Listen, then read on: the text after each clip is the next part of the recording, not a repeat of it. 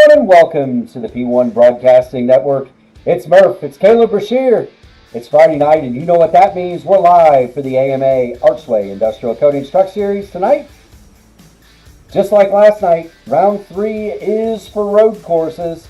For the trucksters, that means we are at the Charlotte Roval. Caleb, we saw an interesting race last night in the Outland Custom Arms Grand National Series. And we're back for the trucksters tonight. We're at the Roval. Talk to us a little bit about this layout. We were commiserating about it earlier. Tell us what you think about that. What you think about this joint. Well, it's a slightly different layout than what NASCAR has usually used in the past whenever they've done the road course, or the Roval as we all call it here at Charlotte. It's got a slightly different layout. Instead of after turn number 5, you kind of go straight over the hill, and it kind of goes into a hairpin going back up onto the banking, and it's honestly created a little bit more passing opportunities, a little bit more space to battle coming from the infield section into NASCAR 1 and 2. So it is a unique layout in the slightest. As we see, as I'm looking at Ryan O'Donoghue hit the wall pretty hard, but yeah, it's a layout that's pretty unique. It's kind of different from most Rovals that we see. It's with the hairpin layout, going onto the banking. So it should be a unique one. We had a very good race at COTA. I think this one will allow a lot more side-by-side action. So I'm looking really forward to this one. I am too. This race does tend to produce a pretty good show. Last year was no exception. That race won by Ryan O'Donoghue. Kendall Paul sat on the pole, and on October 3rd, 2025, last year was the first and only time that the Archway Industrial Coatings Truck Series has visited the Roval. So we've only got one race to draw on. Tonight, 67 total laps, stage breaks at 20 and 40. 3 sets of tires on the pit wall, 1 on the cars. Just like last night, fuel will not be a factor, Caleb. They're able to make the entire third stage stop free.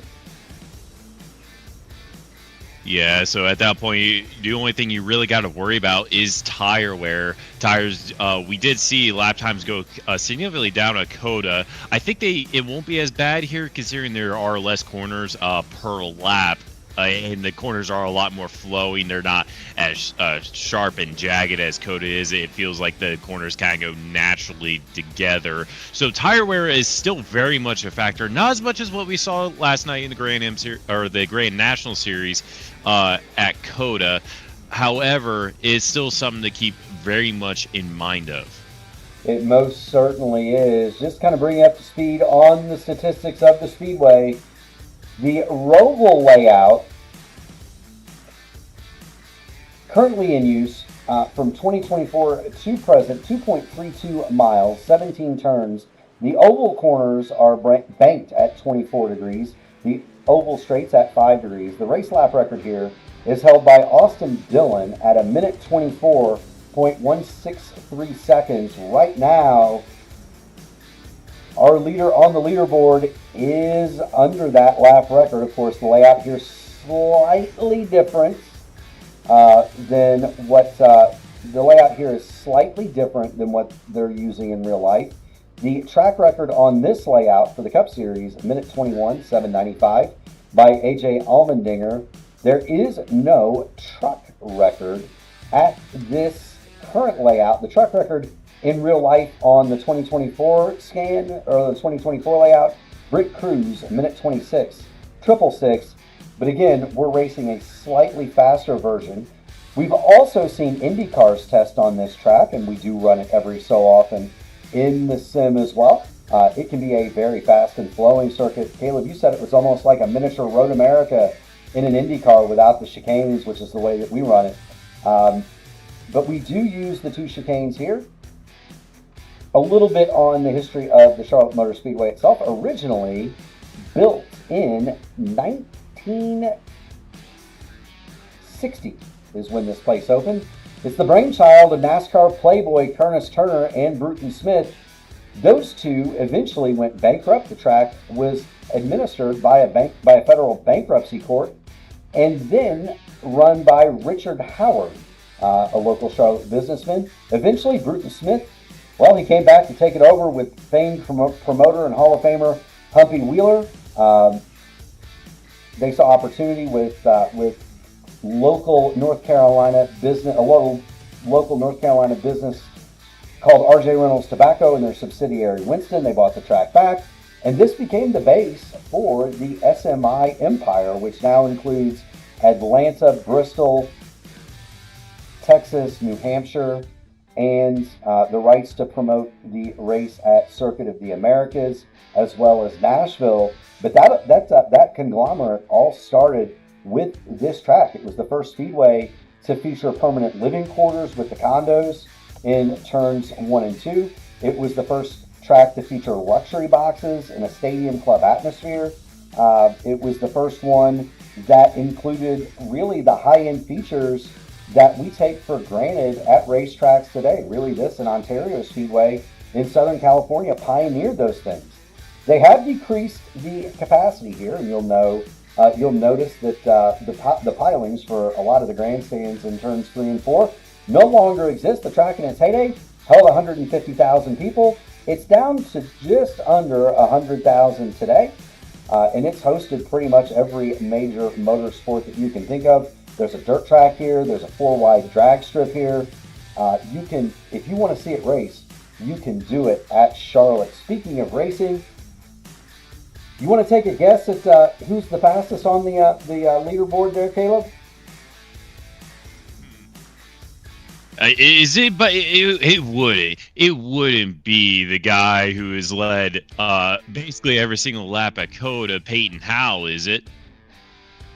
Peyton Howell, quickest on the practice session, minute 23:380. He's followed by Nathan Nicholson, minute 23:820, nearly a half a second. Ryan O'Donoghue, last year's winner, nearly 0.8 of a second off the pace. And then you go back to Bladen Edwards. Bladen Edwards is a second and a half adrift in fourth. Last year's pole sitter, Kendall Paul, he is fifth quick, but some 2.3 seconds adrift. That is a lap set by Peyton Howell. Once again, you're going to see tonight, you're going to see almost a class racing environment. There's going to be 2 or 3 or 4 guys at the front that are very, very fast. They're able to reach out and race away. You're going to see some great battling in the mid-pack, and you're going to see some guys who really, they're awesome oval racers, and they're really not very good road racers. And so their entire mantra tonight is survive and advance, get a good finish, and head on down the road. Don't be offended if we show differing battles throughout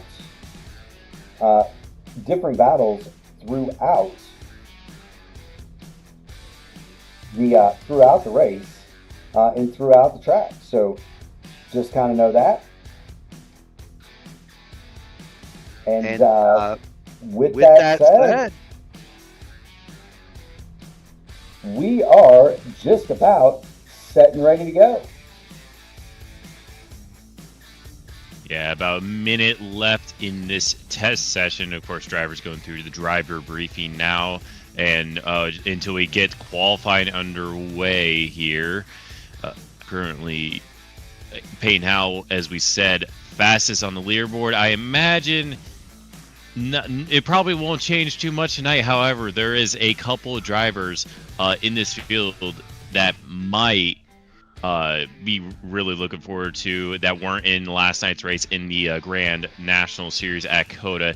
And I feel like this track you're able to stay along a car or a truck in front significantly better than Coda. Coda kind of felt like much more of a bull ring type track. We said that all last night. Whereas tonight, the track kind of flows together a lot better. It allows a lot of side-by-side moments. You're allowed to say side-by-side for significantly longer than Coda last night. So I think the battles here, Murph, will be more intensive, which is really weird to say considering that they were really going at it in those first 2 stages. But I think this would be a good one. You know, the names you're talking about that weren't here last night, I'm looking at one of them. Your teammate, the old narc brain, Logan Edwards. He has absolutely been a force to be reckoned with on road courses. He's in the field tonight.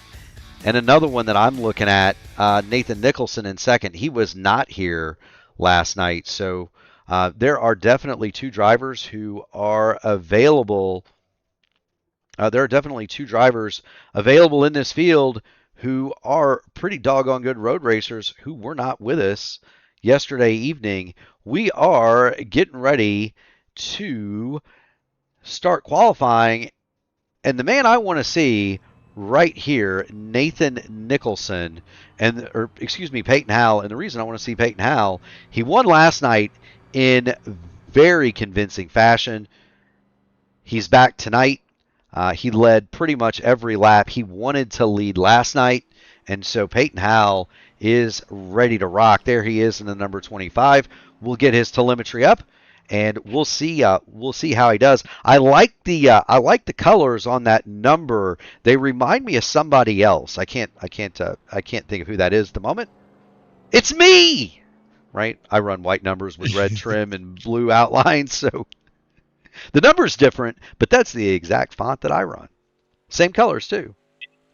Did you by chance give him a little influence there, Murph, in his number choice there? In the font and the colors, I had nothing to do with it. If he wants to run the 69, he's got to buy it. How's that? Ladies and gentlemen, of course, Mark Murphy is at number 69. I wouldn't expect anything else from him. Absolutely love it here from Mr. Murph. You know, the 69, I don't run that for as we watch Peyton Howell. He's going to come through turn 17. This is the chicane. You want to keep this very straight. He's going to get up on the curb there. What you don't see on TV, is what you're seeing in the steering wheel. This track can be very, very loose, very, very free. This track can be very loose and very free, and Peyton Howell is going to abort his qualifying run. He did not like that first lap, and here he goes one more time. And so we'll follow his out lap, and we'll see if he can lay down a heater. And wouldn't that be a story, Caleb, if he's not able to set a competitive qualifying time? Yeah, I'm looking back at that replay. It looks like he might have just barely edged the wall there coming off turn 1. Whether or not it actually was a 0x, it's very hard to tell, but he got very, very close to that wall indeed. So obviously 0x in iRacing will invalidate your lap, so he really wants to just set a quick time here. And we talk about, tire wear just a little bit in comparison to Coda. It's going to be less here. However, that first lap, your first flying lap, is going to be your fastest. So that's why we probably saw Peyton Howell reset there, trying to get the freshest tires as he can. Yeah, he wants to get the fresh tires. Logan Edwards goes to the top of the board. He wants to get the fresh tires. He also wants to have the best chance possible at taking the pole. Logan Edwards, 124.709 right now. He is fastest, but watch his hands here, fans. Watch his hands, the red gloves. He's not sawing on the wheel near as much going through that chicane. He's able to, he's still sawing on it pretty hard going through turn 2 there. Now he going to take the right-hander at turn number 3, and Peyton Howell is going to head toward turn number 4. You're going to stay in second gear for most of this infield section, Caleb. Here he goes to turn number 5. He'll break down and he'll go back to second gear. Once he gets to, there he goes. But he is really fighting that truck, Caleb. Yeah, these trucks are still a bit of a handful to control, especially on these road courses. A very high horsepower, about 700, and of course a very, very heavy truck. Kind of makes the truck want to slide around a lot, and obviously with steel brakes as well, the braking isn't the best in these trucks, not the most efficient, I would say. So the trucks are a handful, especially at a track at Charlotte. And I would describe Charlotte's pavement as kind of not grippy even to begin with. So it just creates a combination that is very tricky for these drivers. It does indeed. Peyton Howell coming down through 16 and 17, the chicane. Watch how he kicks the back end of that truck out. You're going to see a lot of that power sliding across the line. Peyton Howell, minute 23, 8:14. That puts him in the pole position by 0.8 of a second over Bladen Edwards. Let's hop down and look at David Dunwoody here. There he is. He's got Sasquatch on the front of that truck. On the front of that truck, Black Magic Studios. That's a riff on the Cadillac GTP that we race in the endurance races on iRacing. Very similar paint scheme to that truck. Here's the Black Magic Studios King. He's going to come through the chicane. Dunwoody did not get a time on his first circuit. Little squirrely there. Across the line he comes. Dunwoody, minute 27, 4:23. And he is going to go around one more time. But that's not a bad lap for David. But you see it there. The big slides. And you're going to see that all night, Caleb. Yes, you will indeed. As a quick mention, Nathan Nicholson got within just over 1/10 of a second of Peyton Howell's time. So Peyton might have a little bit more work to do in today's race. Yesterday, he kind of walked off at Coda, kind of led majority of the race. Now, it looks like Nathan Nicholson is not going to let him have it easy here, Murph. No, Nathan Nicholson is well within striking distance of Peyton Howell. And Ryan O'Donoghue's a pretty doggone good road racer. He's within half a second. Logan Edwards, your teammate, right up there too, in the fifth spot, just about a second adrift. So there is a little bit closer of competition to Peyton Howell tonight than there might have been last night. We're on board David Dunwoody. His first lap, minute 27, 4:23, did not count, and so Dunwoody is on lap 2. He's going to come down the chicane. Now, remember how smooth Peyton Howell was? Watch David Dunwoody's hands here.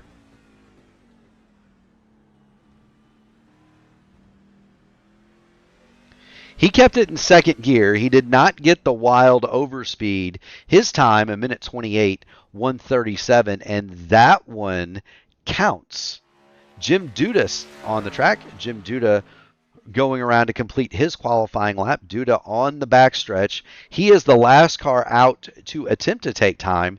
There are several cars that have not taken time, and at this point in the session, if they haven't gone out on the speedway, they're not going to get a lap. So this will effectively be the final run. Jim Duda around at NASCAR 3 and 4, headed toward turn 16 and 17 and the chicane, and we'll see, does he go for first gear and kick the back end out, or does he keep it in second and opt for a little bit more grip and slower acceleration? Second gear it is. His time, 1:29.909. Jim Duda, 19th quick. And I think that is going to be the end of our qualifying session, at least in terms of drivers. There's going to be some time left here, but the lineup you see, with the exception of the cars that haven't taken time, Caleb, that's going to be the lineup that we get. Yeah, the only trucks out on track at the moment are Logan Edwards, and he's just gained more practice laps. He didn't set a time in practice, joined the session a bit late. However, he's just going to try to get some laps in while this qualifying session ends. And the other one is Truck Sweetie, who is currently just sitting on pit lane at pit exit. So just waiting for the session to wind down. Just over a minute left to go here, and I'm looking forward to this. Peyton Howell, as we said before, walked away with the race yesterday. Now he has Nathan Nicholson right on his rear bumper. So it should be a fairly closer battle, I would imagine, at the front of the field here, Murph. You know, it should, and I'm looking forward to it. As I said earlier in the show, just because we're not, we may not show the leader all the time, and that's because, we want to focus on battles throughout the field. Last night, some of the most amazing racing that happened at Coda was for positions 8, 9, 10, 11, and 12. Those cars went after it hammer and tong throughout the entire final stage, Caleb, and so why not show them, right? If the leader's walking away or there's spacing between the front runners, we're going to show some stuff deeper in the pack because those guys are still out racing hard. There is a tremendous spread in time, though. John Van Ostrand, the 25th car to take time, and Peyton Howell, the fastest in the field, 13 seconds nearly, 12 and a half seconds is the difference between those cars. Red flag is out in the session, and we are going to have a starting grid.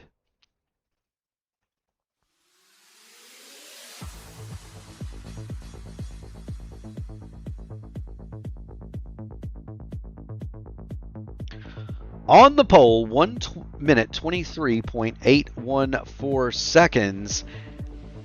It's going to be Peyton Howell. Peyton Howell, minute 23.814. To his outside, Nathan Nicholson, minute 23.915. Row 2, Bladen Edwards or Ryan O'Donohue and Bladen Edwards. Row 3, Logan Edwards, the old narc brain, and series director Kendall Paul. Row 4, Matt Sisler. He's going to be flanked by Austin Hunt. Row 5, Joseph Greathouse and Chuck Sweeting. In the 6th row, how about Paul Witt and Alan Steigerwalt? Row 7, Joshua King and David Dunwoody. Dunwoody, nice lap. He's going to start 15th tonight. Daniel Meadows, Say Hey, Lewis Hayes. They're going to start 16th and 17th. Dan Witt, Jim Duda, 18th, 19th. And Randy Dunlap rounds out the top 20. Dunlap nearly 7 seconds off the pace of pole sitter Peyton Howell. 21st, Brian Sharp. 22nd, Donald Green in the 51 Estes machine. 23rd, Andrew Gates. Jeremy Dunwoody, 24th. John Van Ostrand is going to be flanked by Julian Valadez, 25th and 26th. Dylan Blankenship is back with another Menards Ryan Blaney livery. He's 27th. Ted Craven, the teddy bear, is going to be 28th in the number 1. John Houchins, 29th. Chad Meadows will start in 30th. 31st, Sam Crow. Chris Greathouse, 32nd. And shotgun on the field is Barry Seaman. That is your starting grid tonight here at Charlotte.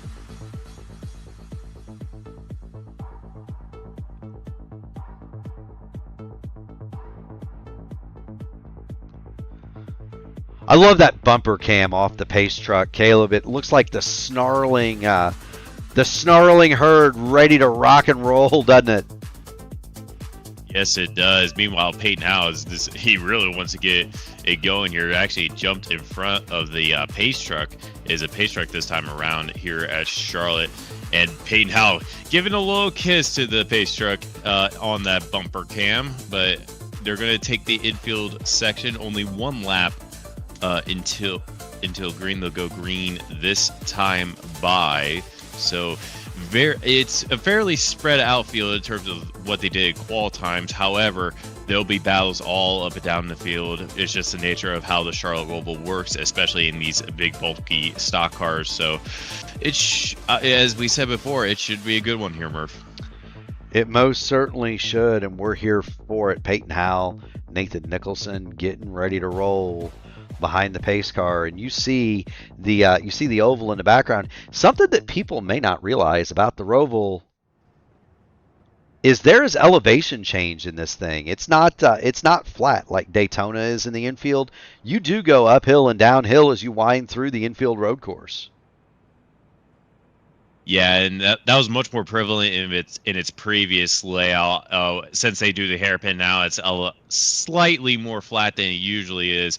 However, you still got the elevation change coming off turn number 6, and you go through the uphill section and then kind of levels off. So there is elevation change, unlike other Rovals in the series. So that does make it unique as the pace truck rounds turn 2 into the chicane. Only half a oval lap, will say, before we go green here. There is an Easter egg on one of the signboards. If you look left, right. Watch when the pace truck swings around. You may be able to see it. Watch for that during the broadcast on the signboard as they go through that chicane on the backstretch. I don't want to say it. I don't want to point it out. But if the fans at home want to see something that'll give you a chuckle, Watch down the backstretch as they go in that chicane. The camera may catch one of the funniest signboards that you're ever going to see at a racetrack anywhere to mark the yardage is what those are, or is it feet here? Some tracks it's feet, some tracks it's yards. I think it's just a mix. It seems a bit random, but pace truck is off, and we're ready to go here, Murph. We are most certainly ready to rock. Round 3 of the AMA Archway Industrial Coatings Truck Series is underway. Peyton Howell jumps in the lead, followed by Nathan Nicholson. Yeah, the field kind of was held up by that chicane there in the final turn right before the start-finish line. That kind of held up as in the background for the battle for 4th position. Narkbrain gets around. That is the Blade Edward in the number 27. We've already got cars around. That's Chuck Sweeting. Chuck Sweeting is around in the background, and we're going to get to it as soon as I can click the buttons. There's Chuck Sweeting. He's got Paul Witt with him. Hard into the wall goes Ted Craven, I believe, and he's barely going to be missed by Julian Valdez and John Van Ostrand. And whatever in the world has gone on at the first part of this race, it's Paul Witt and Chuck Sweeting. They're going to come off of turn number 2, headed toward the left-hander at number 3, and Chuck Sweeting just locks the rear brakes. Paul Witt has nowhere to go. Around they go, and then Sweeting is going to spin the truck and smack the right rear of Paul Witt as he tried to escape up the left side of Sweeting. That does not cause a caution, but it has put 2 of our early front runners at a deficit, Caleb. Yeah, last night at COTA, we made it through the first lap without any major incidents. This time around, we got to turn 3 this time. Just sometimes how the road courses go in these big, bulky stock trucks, as you want to call it.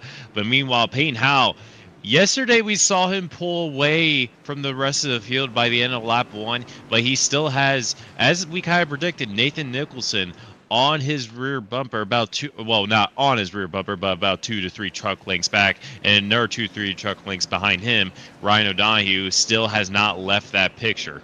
He has not. Ryan O'Donohue is 3rd. The old narc brain, Logan Edwards, got through in 4th, and he is equidistant back to Ryan O'Donohue. Bladen Edwards is right behind Logan. No relation, Logan and Bladen. But they're running 4th and 5th. And then Kendall Paul is a little bit further of a ways back. He's got Matt Sizzler in close attendance behind him. Austin Hund is part of that group, so you've got a 3-truck breakaway there. And then Mr. Excitement, Justin Osterman, runs along in 9th.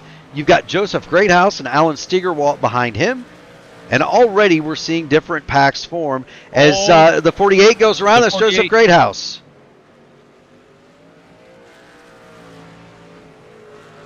Looks like. Yeah, I thought there might have been a bit of contact. It doesn't appear like it. No, I don't think so. I think what you're going to see here is Joseph Greathouse is going to get down to the chicane. He's going to lock the rear brakes, either that or he's going to wheel hop it, and around he goes. He's got the 87 of Alan Steigerwalt behind him. There might have been a little bit of a bump draft there. But Steigerwalt well off of him as they go into the corner. I think he got in there way too hot and wheel hopped it, Caleb, right across the sausage curves. Yeah, that's what it appears to be. Just sent a little bit too deep. These trucks, they don't really like to be sent late on the brakes very often, and that's just unfortunately the circumstances that happen there going into chicane. It is indeed. Do want to thank everybody for tuning it in. If you haven't already done so, make sure that you hit the like button on the video, ring the bell, subscribe to P1 so that you too can get in on all of the iRacing fun. We do congratulate Peyton Howell on winning the Sim Shop Pole Award. They're at www.simshop.com. The Sim Shop Pole Award. Just keep driving. And we do want to thank them for their support of the AMA. They sponsored the race last night. Won, of course, by Peyton Howell. And he's trying to do it again tonight, go 2 for 2 on the weekend. But he has got close company in Nathan Nicholson, and I don't want to take my eyes off the battle for the lead, because one mistake from Peyton Howell and Nathan Nicholson is going to be all over him like white on rice, even though Peyton Howell is now pulled away by just a little bit over a second. Yeah, the gap has gotten slightly further. Nathan, I think, made a mistake going through that last chicane there last time around. We'll see if he's able to gain anything back. As we see our first little bit of lap traffic, that is Jeremy Dunwoody in front of our leader in the number 99. Wayne Gretzky, great one number. But Peyton Howell, going through NASCAR 1 and 2, might be able to catch him by the time they get to the front straightaway here, Murph. So that's another thing we got to consider is lap traffic. It's, we talked about yesterday how lap traffic can affect, and if they choose not to get out of the way, it's not just like tenths or even, a couple tenths that you're losing when dealing with lap traffic, as, sometimes you deal with that on the ovals. It could be full-blown seconds we have seen before, and we saw that a couple times in the Coda race last night. We did, and just like Circuit of the Americas, there are only really 3 good passing zones on this track. Into turn 1 right there, where you see Peyton Howell go through, is 1. Turn number 5. Oh! The 99 spun out right in front of Nathan Nicholson. Nathan, amazing dodging work on the exit turn number 1. That could have been his race over right there. Jeremy Dunwoody moved right to get out of Nathan Nicholson's way. He stayed out there in the marbles, and when he went to come back to cut the truck left, it just went around with him. Nathan Nicholson just had his life flash before his eyes, and we're going to see what that looks like from Nathan Nicholson. Watch this. You're running along in second. You're having a pretty good night. You're stalking the leader, Peyton Howell, and watch from Nathan Nicholson what happens with Jeremy Dunwoody. He's going down. He's got the apex. He sees the truck out there. I'm going to go by easy. Oh, boy. Breathe easy, Nathan Nicholson. And there he goes. Best battle on the track is this one. That is Joshua King and David Dunwoody. King had dove to the inside of Dunwoody, trying to make the move at turn number 7. It didn't stick, and so they will go after it one more time. Dunwoody 11th. Joshua King is 12th. Yeah, it appears that gap is coming down just a little bit between King and David Dunwoody. David getting in position there. And it appears like that gap has come down a little bit through the chicane. David Dunwoody did pull away from the hairpin. So we'll see how this battle prevails over the course of the rest of the stage here, Murph. Indeed. Joshua King has dropped back from David Dunwoody. Meanwhile, Sam Crow and Cole Witt are going at it. Sam Crow and Dan Witt. Dan Witt has the 17th spot. Sam Crow is 18th, and Sam Crow started this race 31st. He's already up 13 spots, Caleb, and he's looking for one more. Yeah, yesterday he was battling inside the top 5 as he looks around the outside there. He's got to try to make it stick. He's going to get a run off the corner, though. Goes really, really wide and is able to clear him on exit. But we saw Sam Crow yesterday. He was battling inside the top 5 at Coda, but unfortunately just had a few incidents, and that dropped him to the rear of the field and just wasn't able to gain that time back up. And he starts from the rear again at the beginning of this race, and he looks like he is on a charge here, Murph. He does indeed. There's Jim Duda. He's going to navigate underneath Jeremy Dunwoody. Meanwhile, Joseph Greathouse, he's going after Daniel Meadows. Greathouse is in the 15th spot. He's looking for 14th on the 3 truck of Daniel Meadows.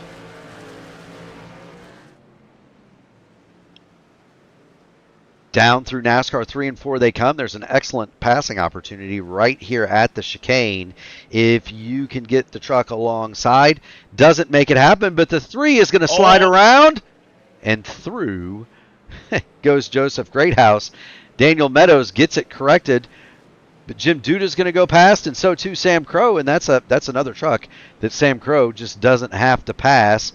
Meanwhile, Paul Witt has, after his earlier confrontons at the beginning of the race, remember he went around with the 75 of Chuck Sweeting. He's made it back up to 20th. He's looking for 19th on Randy Dunlap, and he's got a pick in front of him in the form of Jeremy Dunwoody.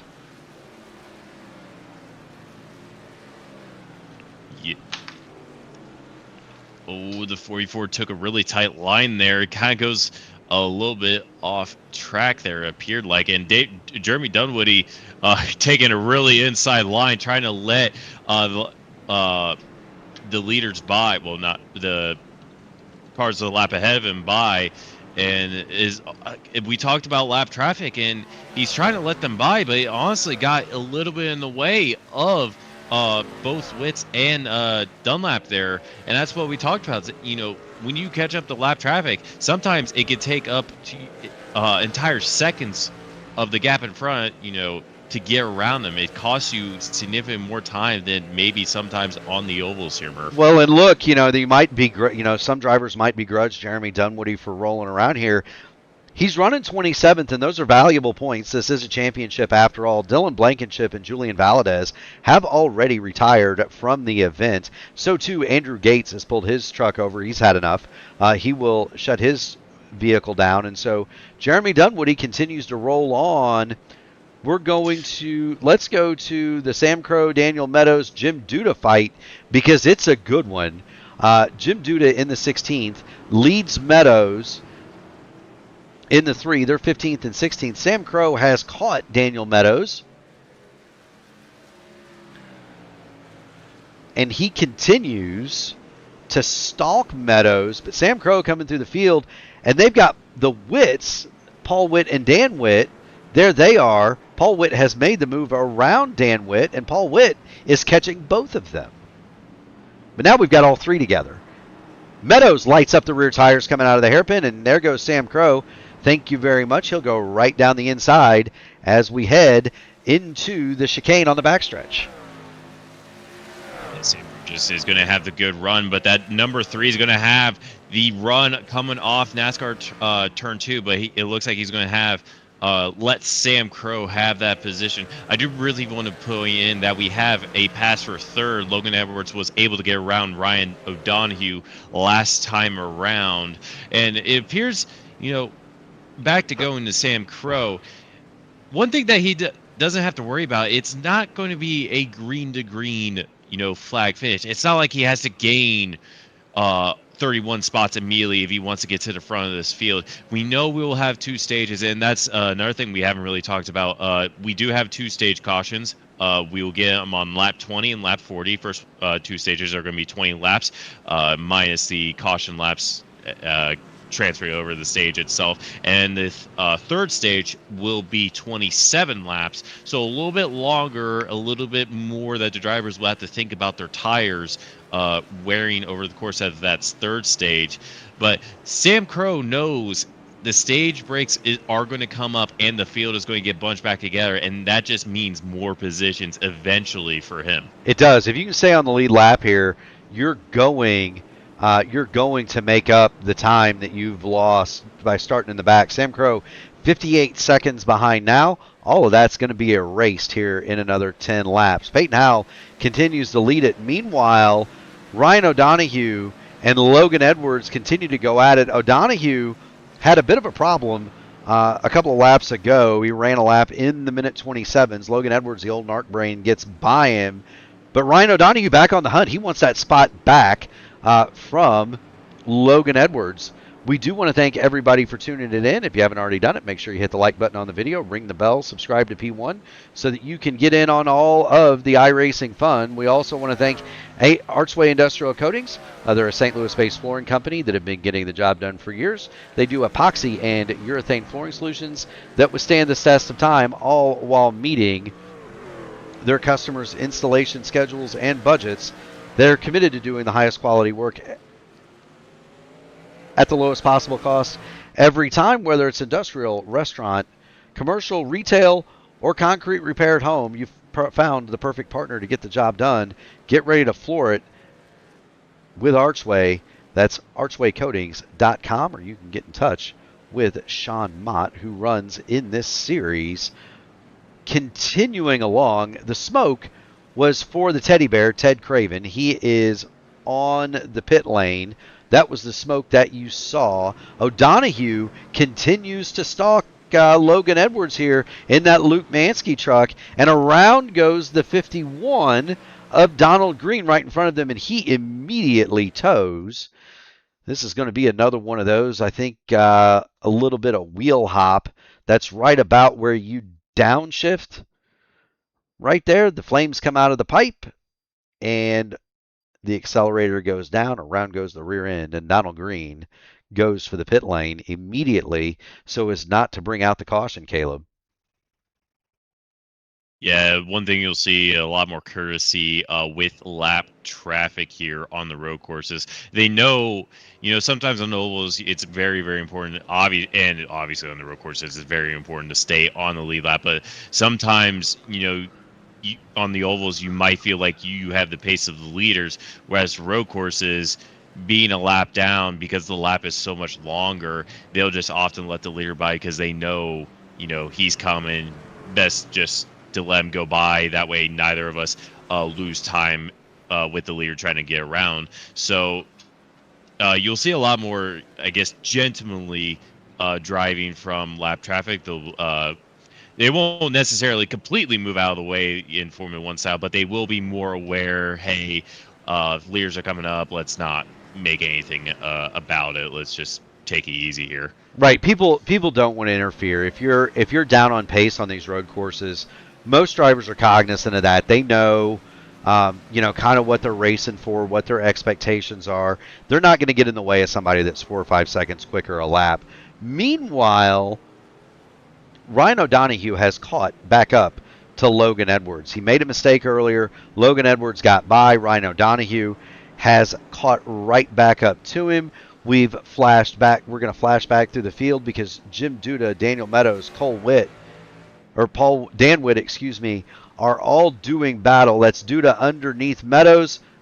Dan Witt goes through, and Chuck Sweeting, after his early spin, he dropped all the way back to last. He's made it up to 20th place, and they are all right with Daniel Meadows fighting for 16th, 17th, 18th, and 19th spots as they run here at the Charlotte Roval. Yeah, it appears Daniel Meadows is dropping a few places. He lost a position to Dan Witt and Jim Duda that last time around. And it looks like, he got looked up the inside from Chuck Sweeting in that number 75. He's still alongside him as they go through this infield section, and he loses another place. Chuck Sweeting going through on the inside, coming up into the hairpin now. Chuck Sweeting looks like he's, just like Sam Crow, is going to be on a tear here, Murph. Yeah, he's trying to make up for that earlier spin. Chuck Sweeting started this race in the 16th, Chuck Sweeting started this race in the 10th spot. He's been all the way back to 29th, which is basically the amount of runners on the course. He's made it back to 20th, so he's made up 9 spots after his earlier mistake. And he's one of those guys like Sam Crow. He's waiting on that initial caution flag at lap 20 just to make up the time. The problem for Sweeting is he's within about 10 seconds of getting put a lap down, and he's got to last 7 more laps. Peyton Howell continues on a tear. There's Howell, and you see there's not much distance between himself and that battle between Meadows, Sweeting, Witt, and Duda. There he is, and these cars now, they're going to be a little bit harder to pass. They're racing for something. They're racing each other. They don't want to go a lap down, especially if you're Chuck Sweeting, because you know that you have a truck that could realistically have a shot at a top 10 here.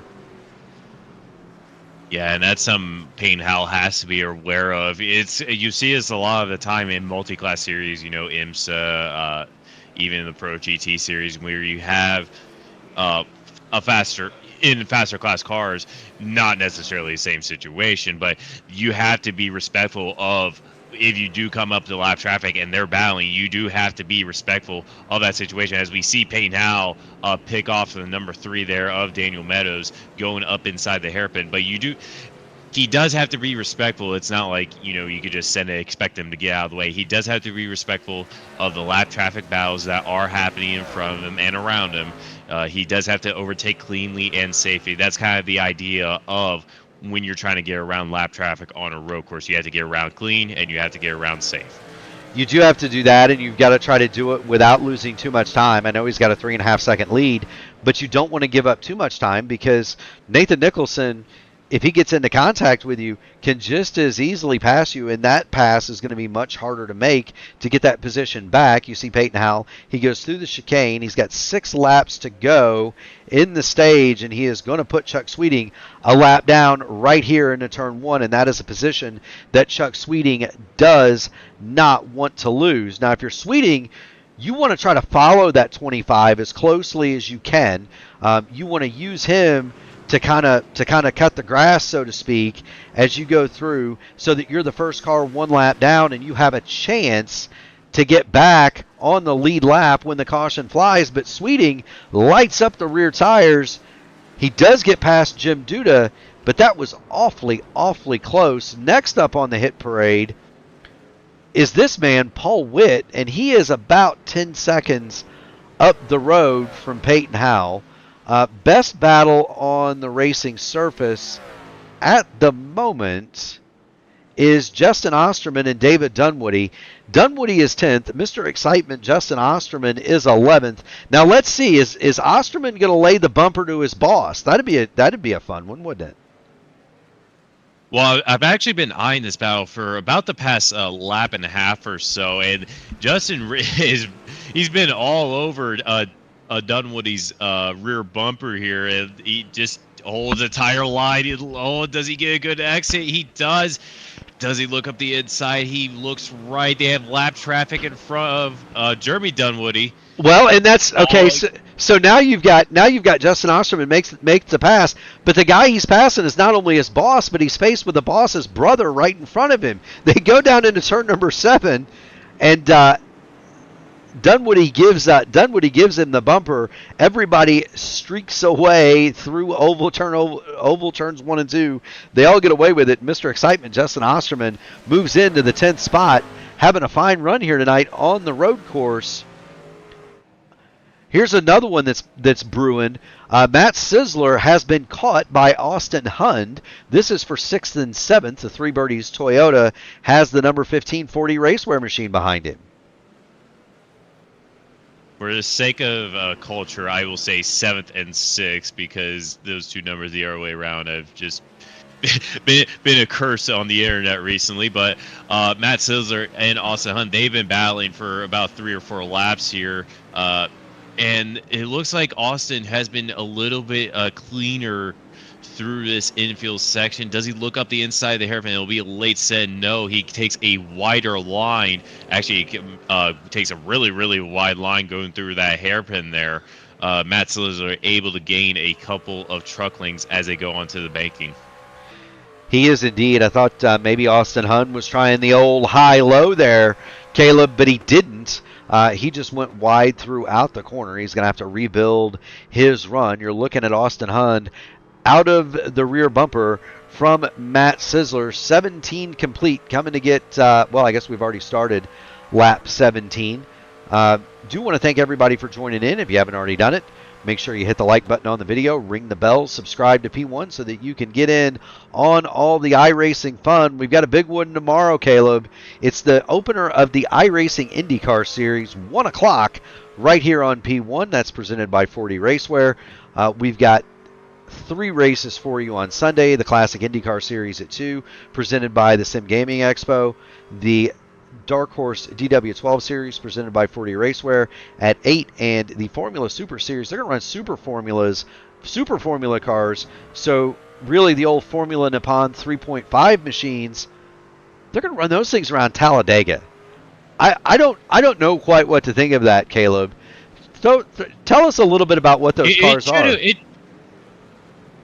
I think the true person is actually to ask both my teammates, Logan Edwards. He's been dabbling in the Super Formula recently, and JT as well. But basically, it's kind of I would say a slight step up from a Formula F2 car, but taking it around Talladega is what's a reasonable way to call it?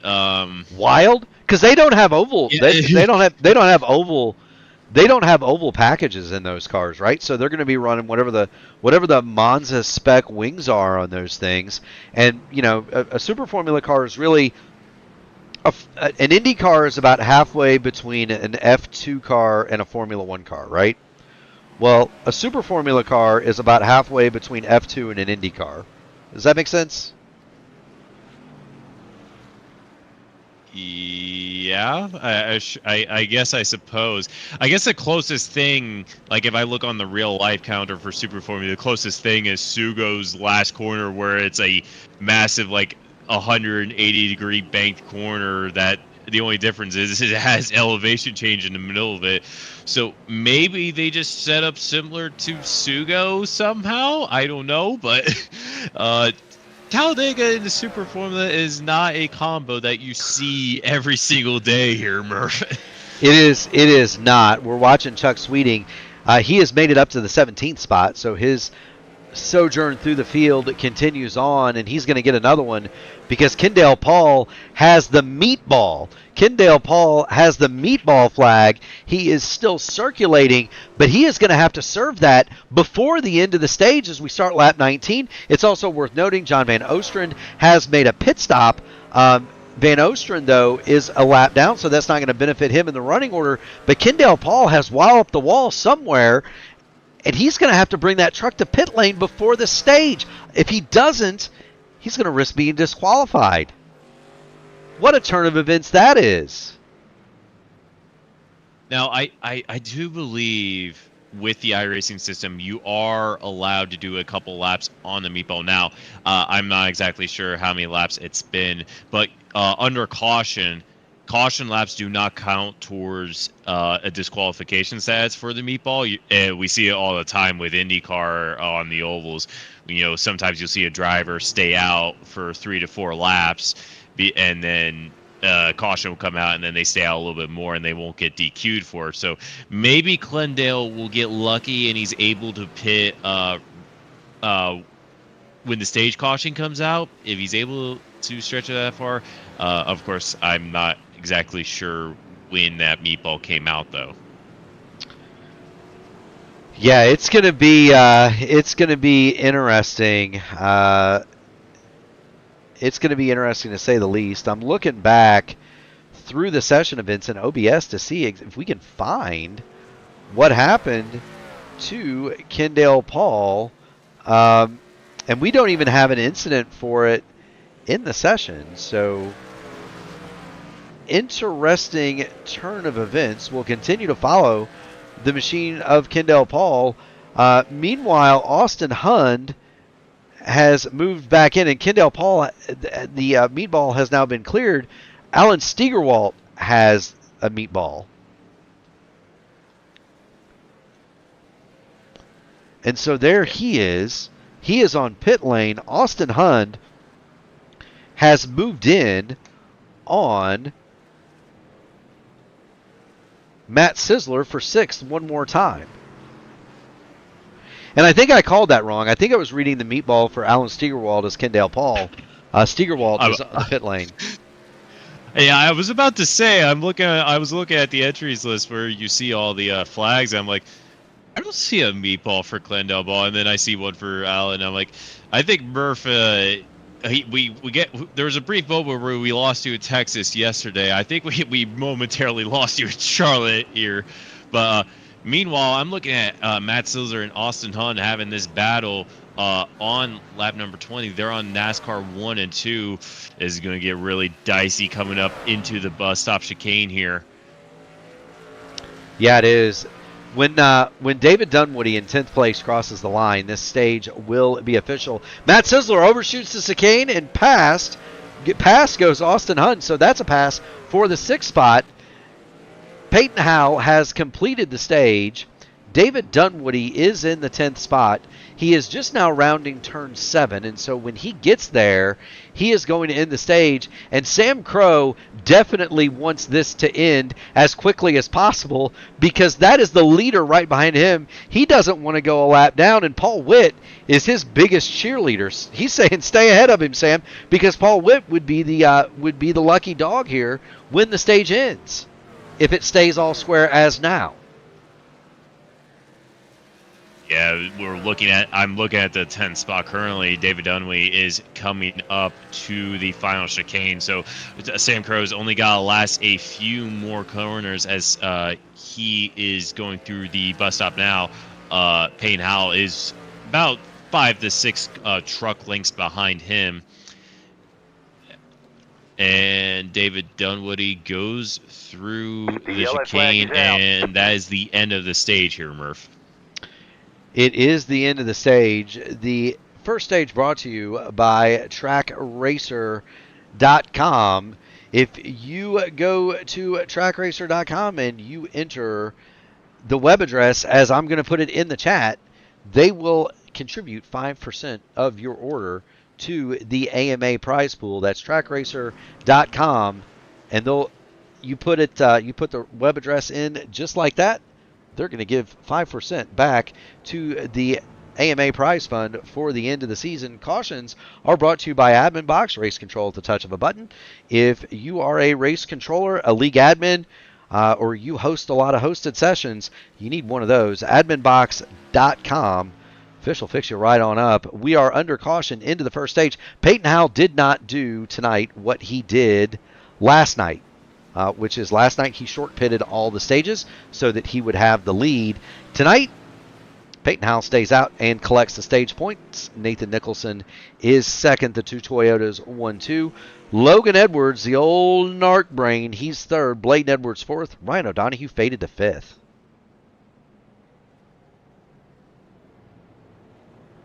Yeah, last night, Peyton Howell, we did know this actually at the time, but he actually came down early right before the first stage because he ended up getting damage and got it repaired right at the end of the first stage, right before pit lane opened. But this time he decided to stay out, finish in stage number 1 in first place. So a little bit different than what he did last night. Then for some reason he decided to do it on that at the end of the second stage as well. But it appears he wants to stay to the end of the stage and just get 4 new fresh tires at the stage. Caution here, Murph. Yeah, he will. The pace truck is on the Speedway. Peyton Howell is your leader, and we're going to see the top 12 trucks come down pit lane. Paul Witt is going to be the lucky dog, and so he'll be weighed by the pace car next time by. We'll have 13 trucks on the lead lap when we come back to the green flag. We do want to thank Archway Industrial Coatings for their support of the AMA Archway Industrial Coatings Truck Series. They are a St. Louis-based flooring company that have been getting the job done for many years over there under the arch. Their epoxy and urethane flooring solutions withstand the test of time, all while meeting their customers' installation schedules and budgets. They're committing to doing the highest quality work at the lowest possible cost every time, whether you're looking for industrial, commercial, restaurant, retail flooring, or concrete repair at home. You found the perfect partner to get the job done now. Get ready to floor it with Archway. That's archwaycoatings.com.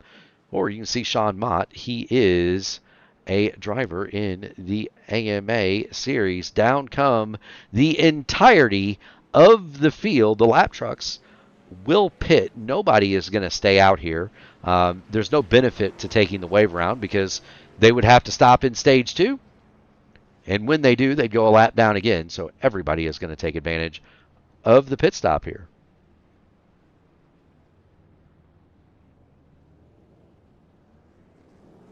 Peyton Howell off the jacks. Nathan Nicholson right behind him. Not much shuffling from what I can see on pit lane, except for Ryan O'Donohue who's still on pit lane. I'm guessing he's getting some damage repaired. Ryan O'Donohue is going to drop a lot of spots here, Murph, as he's still in his pit stall. Yeah, he is. That's 30 seconds on the counter. You can see a wrinkle on the left front of his Chevrolet. My guess is he is getting that repaired. You also see a bit of a mark on the right front as well. And so while we're under caution, you might as well get that thing fixed. Of course, Ryan O'Donoghue was running in 5th. There's only 12 trucks that are eligible to pass him. David Dunwoody is on pit lane for extended repair. You can see some wrinkles on the nose of that Silverado. Sam Crow is just now leaving his pit box. 52 seconds under repair for him. And so why not, right? Why not take the time if you've got some damage? Just get it fixed. Do want to thank everybody for tuning in. If you haven't already done it, make sure you hit the like button on the video, ring the bell, subscribe to P1 so that you can get in on all of the iRacing fun. I was talking about the Super Formula race from Talladega that's going to be part of our triple header on Sunday. Monday night begins championship week for the officials here on P1. That all starts with the IndyCar Open Series broadcast from Phoenix, 7 o'clock Monday night. At 9 o'clock, Jacob Collins is going to bring you the Indy Next Road Series. They're going to crown their champion at the Adelaide Street Circuit. Have you run that yet, Brashear?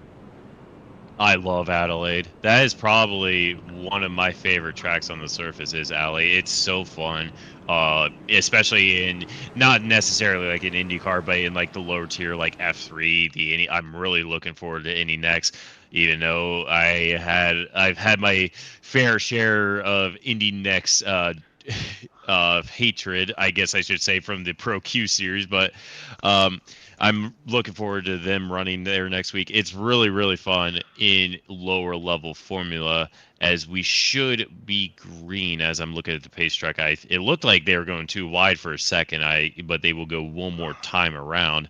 But as I said, Adelaide, one of the best tracks on the surface. If you don't have it, go ahead and get it. It is an absolute blast to race around. We're going to be there in the big cars in the next series, and I'm going to tell you what, I'm going to have to buy it. As you know, I'm not much of a road racer. I will say this, I'll date myself. The last time I was at Adelaide in a digital sense, Nigel Mansell World Championship Racing for the Super Nintendo. So it's been a while. On Tuesday, we've got the IndyCar Oval Series Tuesday night top split at 7:15. They're going to crown their champion at Texas. From what we understand, Kyle Clinworth has got that one pretty much sewed up. The Indy Next Oval Series top split is going to happen from 8:30 at Pocono. And then the nightcap, the Area 51 IndyCar Series, will go from Kansas. That's at 9:30. On Wednesday, the Formula Super Series will run their regular time, 8:20 at Watkins Glen. The Horizon IndyCar Series is off next week. The AMA Outland Custom Arms Grand National Series is going to be at Phoenix next week for their race. That's an 8:20 pre-race, 8:35 start. The Trucksters, the Archway Industrial Coatings Truck Series, they've got a 2-week break. The next race for the Truck Series, I believe, and I am going to grab the schedule here just to make sure, Caleb, but I believe the next race for the Trucksters is March 20th, the Freightliner 200 at Darlington.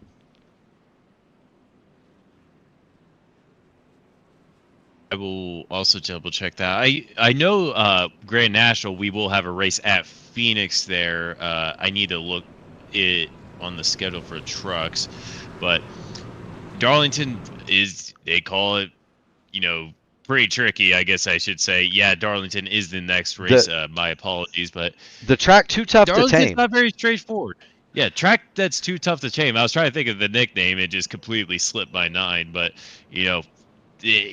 very hard to get a setup there in real life. You either set up for 1 or 2, or you set up for 3 and 4, and it's very hard to get a perfect balance between the two. But focus back on this race. Pace Truck is rounding turns 3 and 4. Lights are out. Peyton Howe is looking to drive away from the rest of the field here, just like he did in stage number 1. Yeah, he most certainly is. All eyes on Peyton Howe and Nathan Nicholson. They've been the class of the field, but they've got the Edwards twins behind him, not relation, Logan and Bladen. It's an all Edwards row 2. Austin Hunt and Matt Sizzler are going to go from row 3. Barney has the green flag in hand. The field files through the chicane, we are green one more time here at the Charlotte Roval. Stage 2 is on. Yeah, Bladen gets around Logan. The Edwards are going to swap positions there. Payne Howe is going to lead him going through turns number 2. We have a bit contact in the back. I believe that was the 75 going through turn number 1. We have a spin. It is Chuck Sweeting one more time. And what has happened is that is 2 starts. John Hutchins is also in the wall. John Hutchins is in the wall as well. So we're gonna do Chuck Sweeting first. This is the second time in as many restarts. Jim Duda got way up. We see drivers way up on the sausage curb there, getting through the chicane before the start. And here goes Sweeting. The 07 truck dives down in there and gets into his left rear. Around he goes.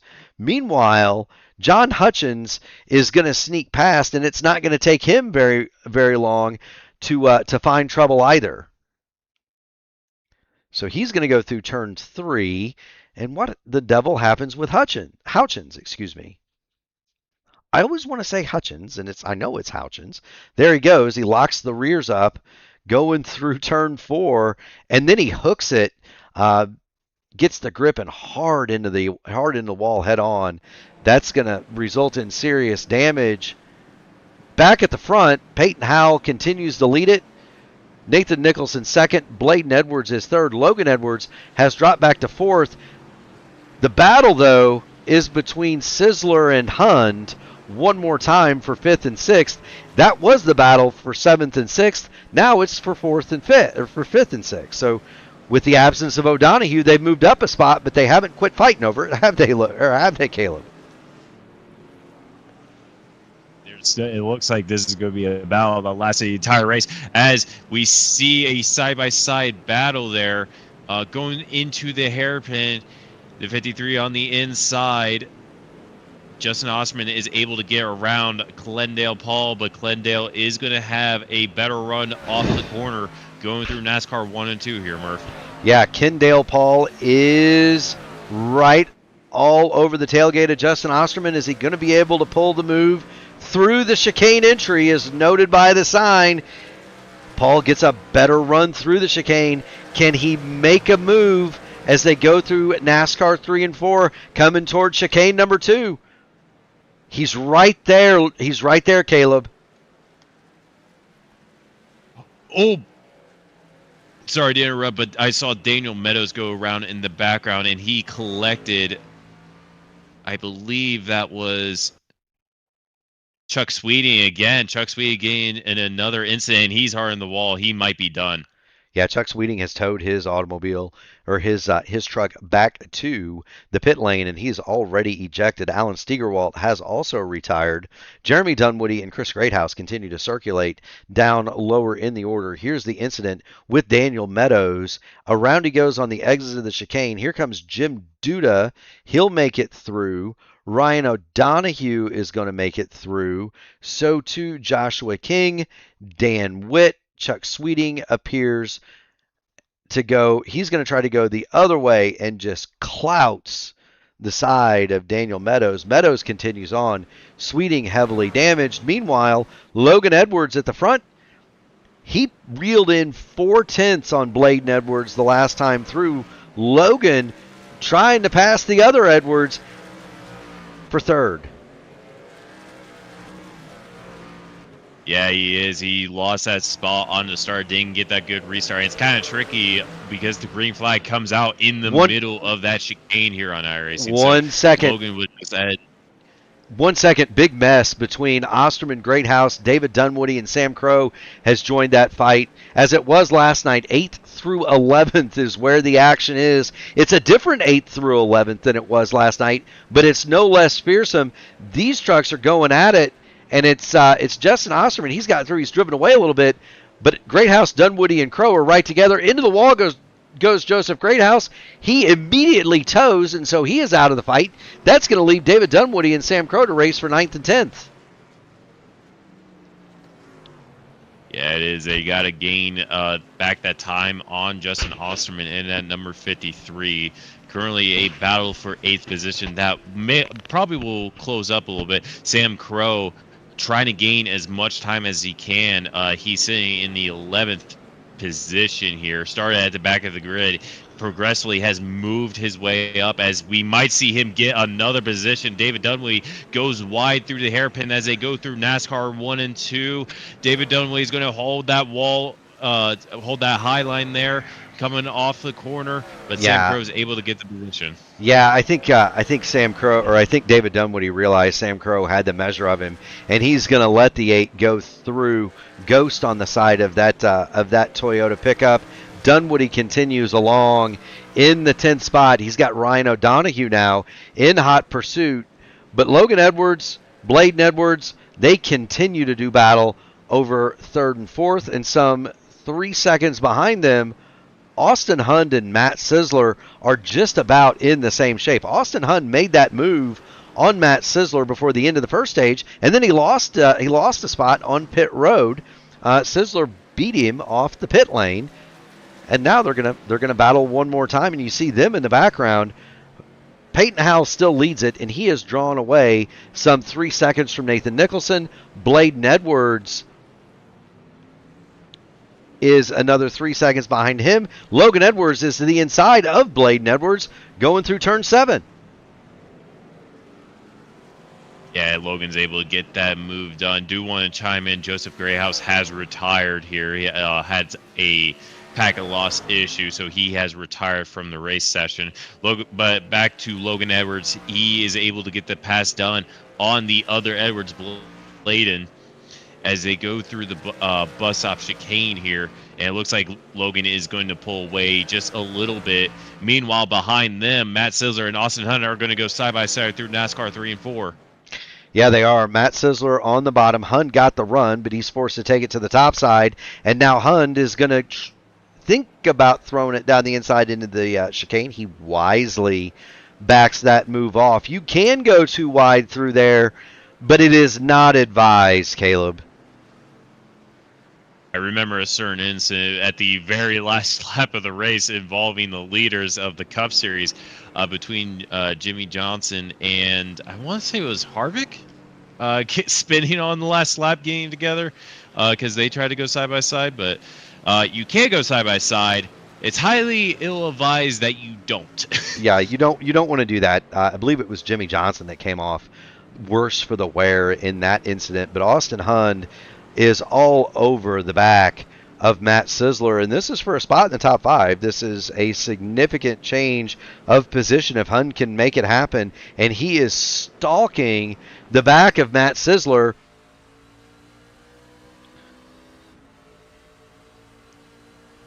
As they head toward the backstretch chicane, is he going to try to make the move? Hund does not. Now, even though you don't make the move here, Caleb, you can set one up. Jeremy Dunwoody gets out of the way of this battle. You can set one up, though, early break, and then try to get the best run you possibly can coming off. Yeah, I've noticed that from Austin. Actually going through this chicane last time by, he really backed it off and was trying to get a good run onto the straightaway, and that's kind of how you have to overtake. You can't really do any late braking maneuvers in these trucks, so the best way to get an overtake is to try get a really, really nice run on the exit of the corner, and you see Austin doing that every single opportunity he gets. You see it do it through the chicanes, you see it do it through the hairpin. He's trying to get that exit as best as he can so he can get alongside Matt Sizzler as they go through the infield section. Now you'll probably see him do it again coming up into the hairpin here, Murph. Question from Sean Quinn. Is the cheapest iRacing setup really $349? Well, that depends. You can probably get a brand new Logitech G923 belt-driven, wheel and pedals for about that, right, Caleb? That's about what they are at Best Buy, probably. $350. Oh, Logan almost just got collected by Chris Grayhouse. Chris had a spun in the bus stop. Logan able to avoid it, but that could have been close there. Yeah, let's. There's Chris Greathouse. Greathouse is being scored in 25th spot. You see him spin. He starts to rejoin, and Logan Edwards says, "No, no, no, no! Don't do that! Don't do that!" Right? And Logan Edwards gets on past. And there's Logan as he continues along. Good battle back for 17th and 18th. John Houchins looking to the inside of John Van Ostrand here. But the question from Damian Holly was, cheapest race setup really $349? Well, that depends, right? You can probably go to Best Buy and buy yourself one of the Logitech belt-driven, G920 series wheels and pedals, new for about that.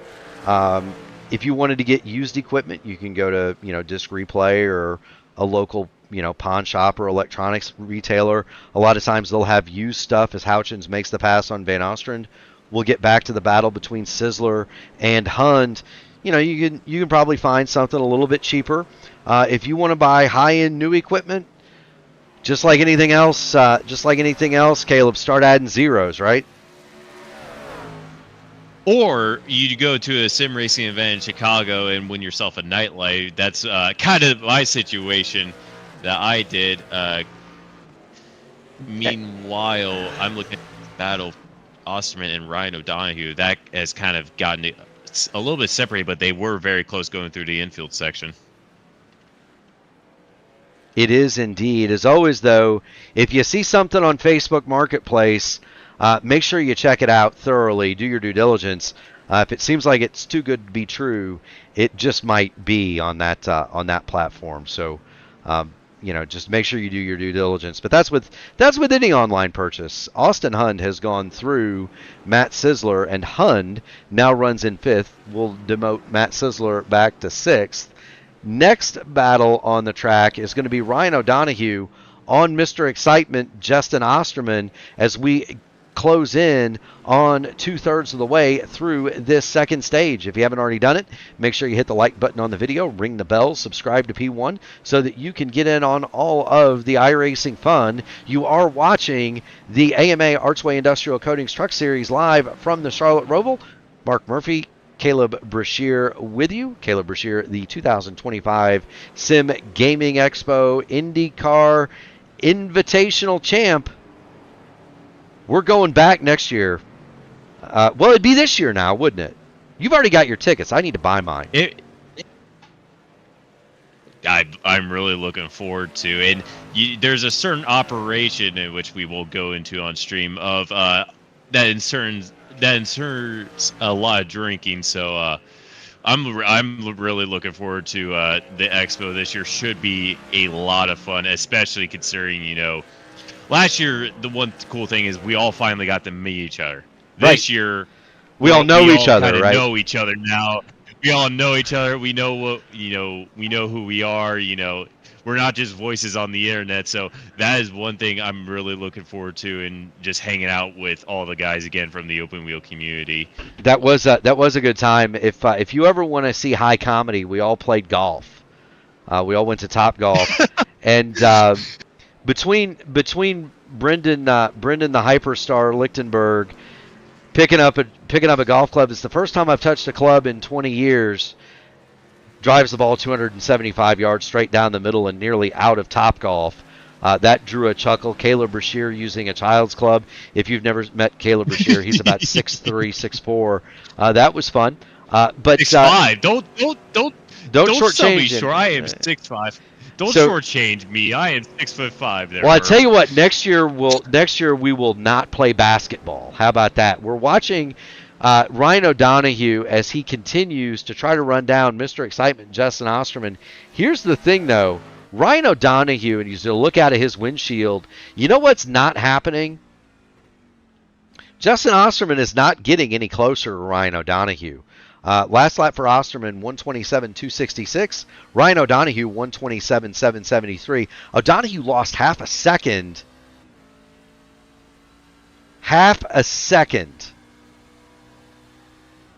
That last time through to Justin Osterman. Now, Osterman's going to have some lap traffic ahead. That appears to be Brian Sharp, rather.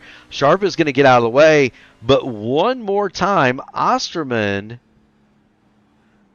one more time draws away from Ryan O'Donoghue, and that's surprising given Ryan O'Donoghue's prowess on these road courses. Remember, he won this race the last time the trucks were here. Logan Edwards continues to run along in second. Nathan Nicholson in there. He is through NASCAR 1 and 2, is in second, and Peyton Howell is clearing the chicane. He is your leader. We are 34 complete, working lap 35 of the AMA Archway Industrial Coatings Truck Series, live here from the Charlotte Roval. Want to thank all the fans in the stands. Massive crowd here one more time for the AMA Archway Industrial Coatings Truck Series. If you haven't already done it, make sure you hit the like button on the video, ring the bell, subscribe to P1 so that you can get in on all of the iRacing fun. It's been another dominating performance from Peyton Howell thus far, Caleb, as we're past halfway. But that doesn't mean we haven't had a good race throughout the field as everybody's kind of started to string out in the second stage. We've seen battles throughout. We had a real Donnybrook of a fight, but from about 8th through 12th a few minutes ago. That has settled down. We've seen numerous cars go around. We see John Houchins now making a move on Dan Witt. That is for 17th spot. So we've got battles between the lap down cars. We've had lap traffic play a part. All sorts of different things have happened to keep this one entertaining, and it hasn't disappointed, has it? No, it has not. And that's the one thing, with road course racing is you got to pick out the battles that are happening. And they really put on a show. They did last night at COTA in the first two stages. We saw incredible battles, not really at the front of the field, but in the mid-pack where all the trucks, or all the cars, were bunched together. You're kind of seeing the same thing here. You're seeing a lot of good midfield battles, like with Osterman and all the way down to Dunwoody, as that group has kind of, gotten a little bit closer together last time around. Austin Hunt and Matt Sizzler constantly going at it throughout the duration of this race. So you just kind of got to pick out your midfield battles here, Murph. You do, and we mentioned we got on board with Ryan O'Donoghue. We said that Justin Osterman was disappearing from his windshield. Ryan O'Donoghue is getting closer to the windshield of Sam Crow. Sam Crow has gotten himself to within a couple of seconds of Ryan O'Donoghue. And Sam has driven himself a very quiet, very effective race. He's made up 21 spots. He did not get a time in qualifying. Both of his laps invalidated. Sam Crow has quietly driven himself into the top 10. And when we get that stage yellow in 4 more laps, don't be surprised if Sam Crow has something to say about maybe a shot at the top 5 before all this is over, as he works around through the infield here at the Charlotte Roval.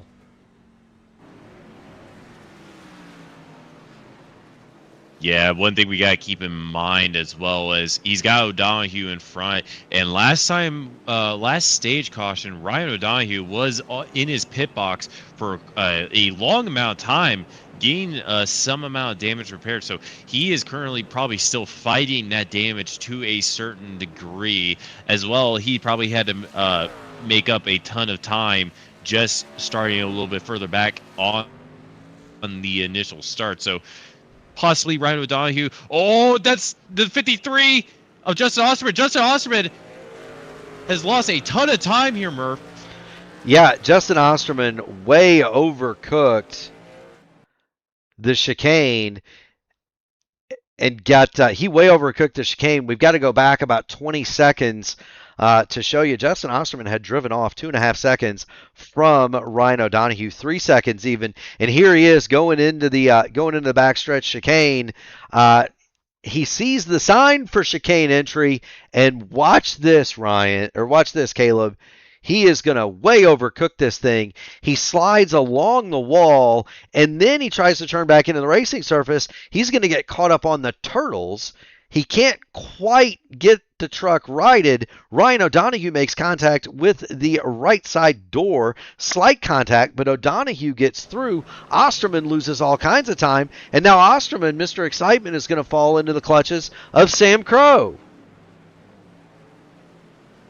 Yeah, but it looks like while Sam Groh has gained on Osterman, it looks like has clawed back a few truck lengths to Ryan O'Donohue.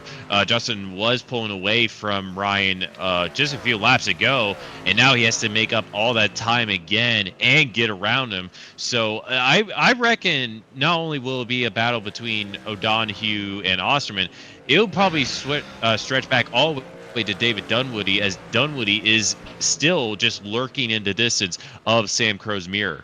Yeah, Justin Osterman got way sideways coming off the backstretch chicane that time. Sam Crow is within 0.3 of a second, and you're going to see some sort of a move. Dunwoody way overcooks the front stretch chicane. He has to straight line it. That's going to be a time penalty for him. Meanwhile, Sam Crow going to try to go the long way around the outside of Mr. Excitement, Justin Osterman. And look at that from Sam Crow. He makes that move stick. Osterman gets wiggly, gets sideways, and through is going to come David Dunwoody. Maybe. Maybe he's looking up the inside now. He has just about a nose. He gets a really good X on the corner. Justin Osterman get really loose on the straightaways. That makes me think he has his tires are a little bit worn out here, Murph. Yeah, I don't think there's much grip left in the rear tires on Justin Osterman. He defends the inside line going into the hairpin, and all that does is open it up for David Dunwoody to execute the old over-under.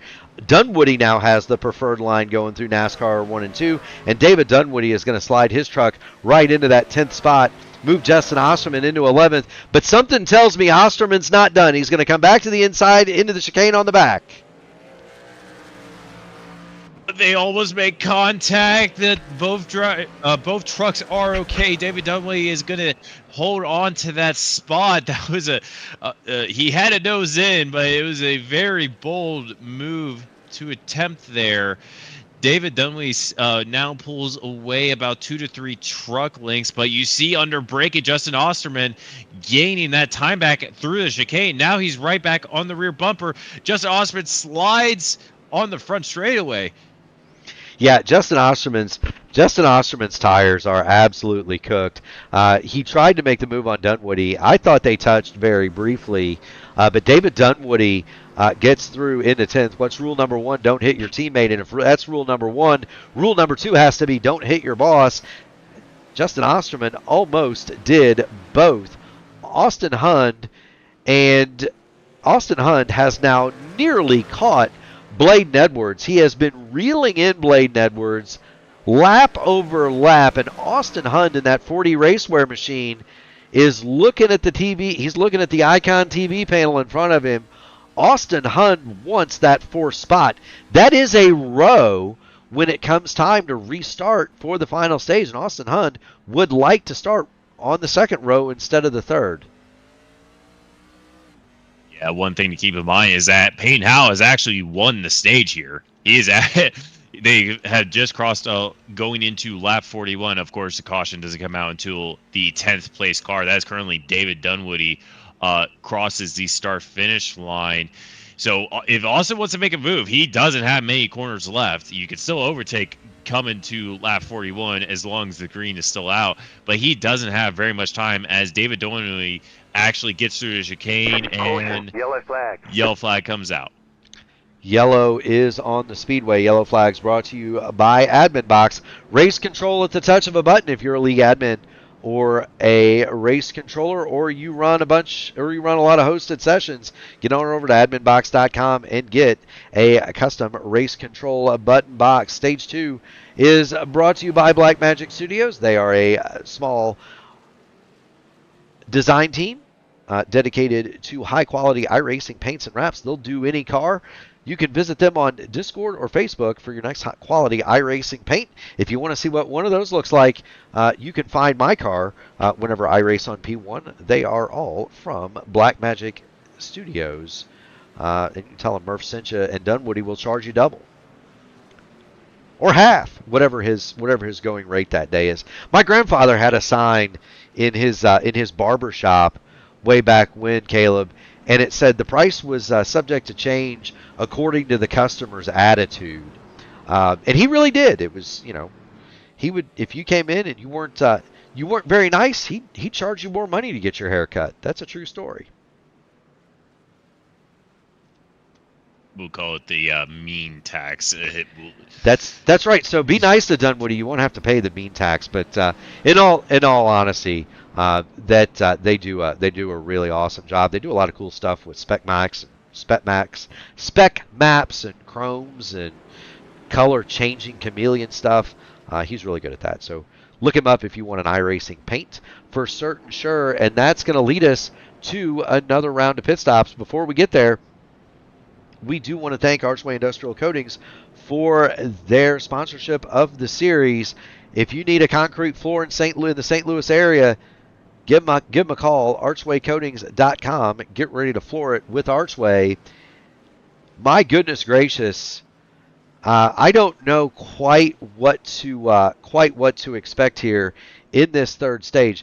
I would suspect that Peyton Howell is going to continue to be the class of the field.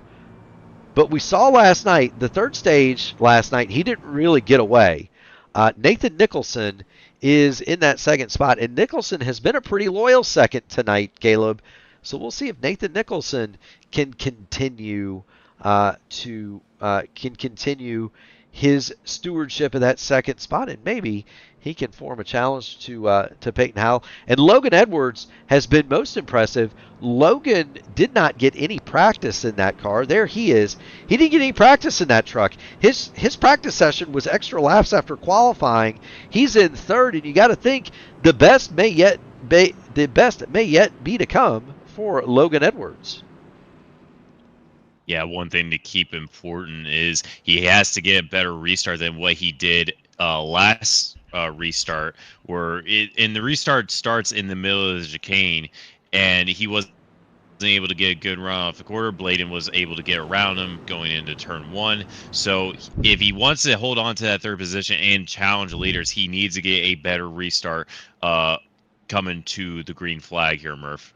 He most certainly does. Everybody brings their trucks down the pit lane, led by Peyton Howell, Nathan Nicholson, Logan, and Bladen Edwards, and then Austin Hund are your top five as they enter the pits. Let's see how they exit the pit lane. It's going to be interesting to see if any positions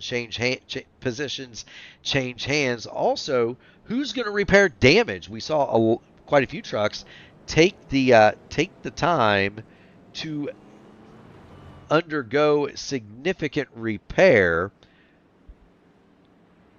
There goes Howell, Nicholson. Jim Duda is laps down. There's Logan Edwards, Bladen Edwards, Austin Hunt, Kendall Paul, David Dunwoody, Sam Crow, under repair, and crucially so, it's this man, Ryan O'Donohue, and perhaps that truck is hurt worse than we might have thought, Caleb. Yeah, it looks like he didn't get all the damage repaired from that first caution, that first stage caution, and it might just be trying to get still trying to get that repaired. That's what we saw in the last stage, with his pace just being a little bit down than what it was in the first stage. He's just trying to get all the repairs done. It looks like it might be close, but we surely just don't know how much damage that truck truly has. Yeah, there's still a little bit of scuff on the right front. I'm trying to find an angle to see if there's any damage on the left side of that Chevrolet Silverado. You can see it as it sits on the pit lane. There are some scuffs on the left front you can see there.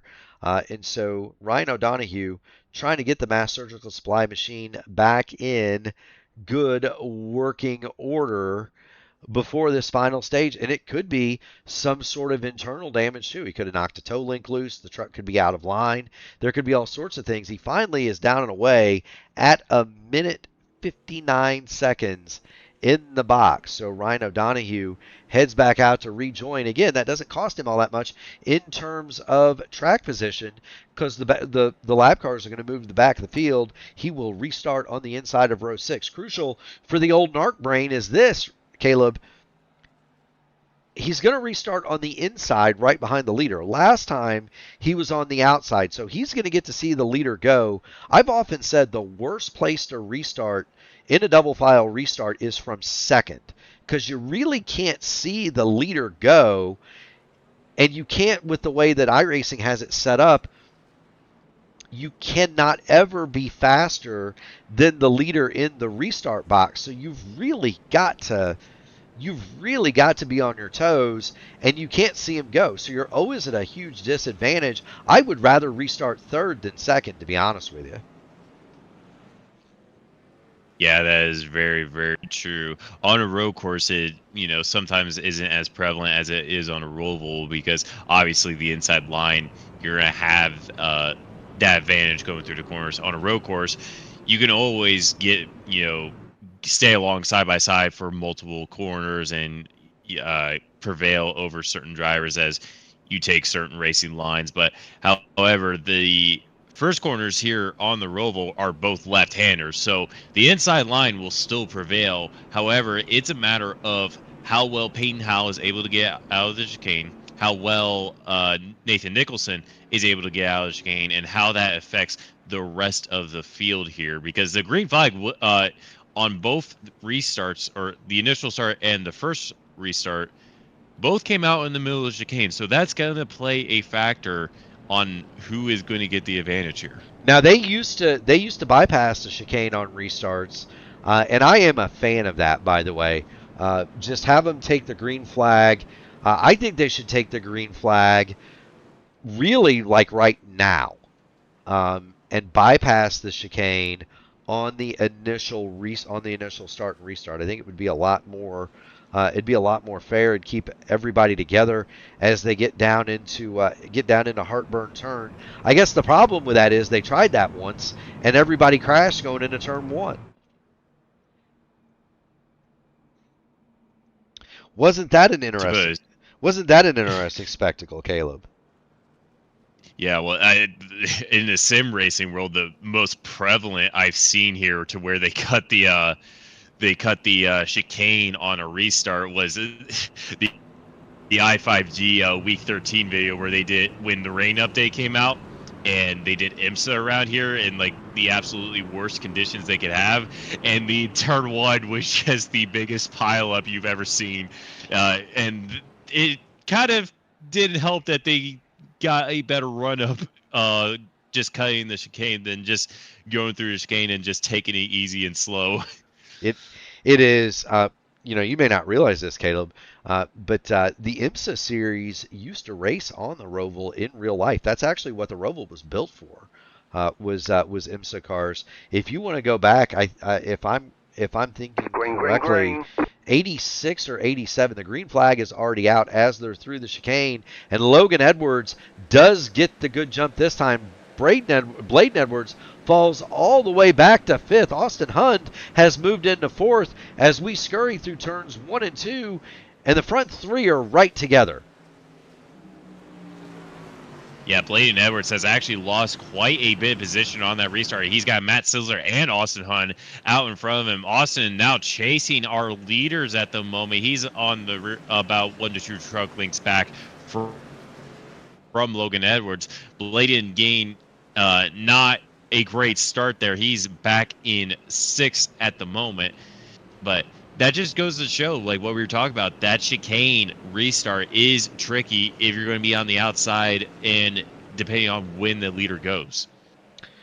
It is indeed. This is as close as we've seen Nathan Nicholson stay to your leader. This is as close as we've seen Nathan Nicholson stay to your leader.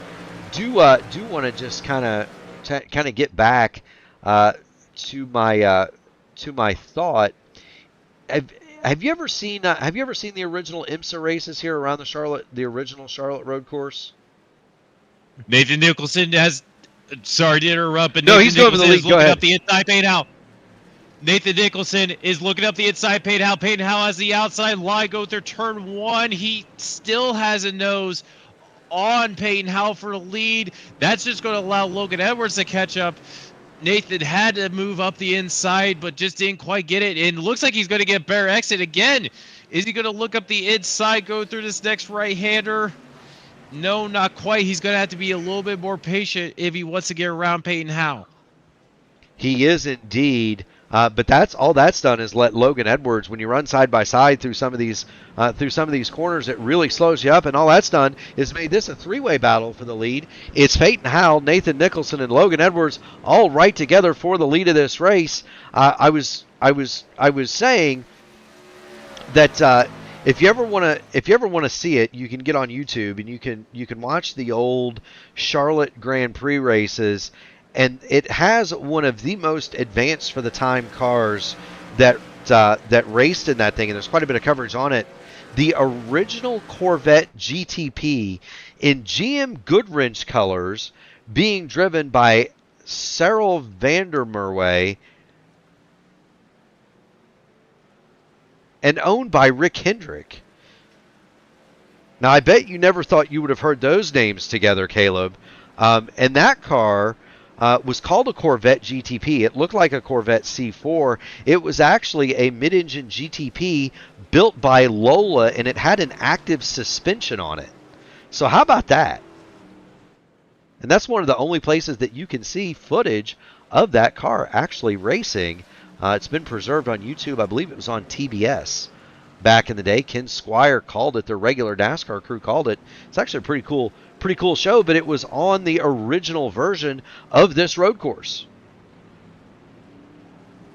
Yeah, and we can't forget that during the lockdown times, IMSA actually did come back here for a race. They came here just for the GT category, however, in 2020 as a substitute race for, I believe it was going to be Road America. They had it as a substitute race for that, but meanwhile, back on the race at hand, Nathan Nicholson still has not left our leader, Kendall Ball. They've kind of pulled away from Logan Edwards in third. Nathan is really on a charge, and I think he's starting to realize if he wants to make a move, he's going to have to make it soon here, Murph. Yeah. I'm with you. The longer you let Payton Howe stretch this out, the better it is for him. Now, Nathan Nicholson just ran the purple lap of the race, so he is faster than Nathan Nicholson.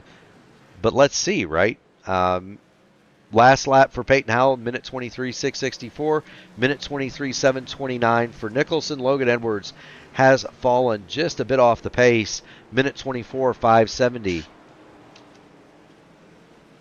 Yeah, you just saw Payton Howe get really, really loose through that last left-hander. He's really sending it. He's really using those rear tires through that infield section, and Nathan Nicholson just seems to be edging ever so closer to our leader here as they come onto the back straightaway.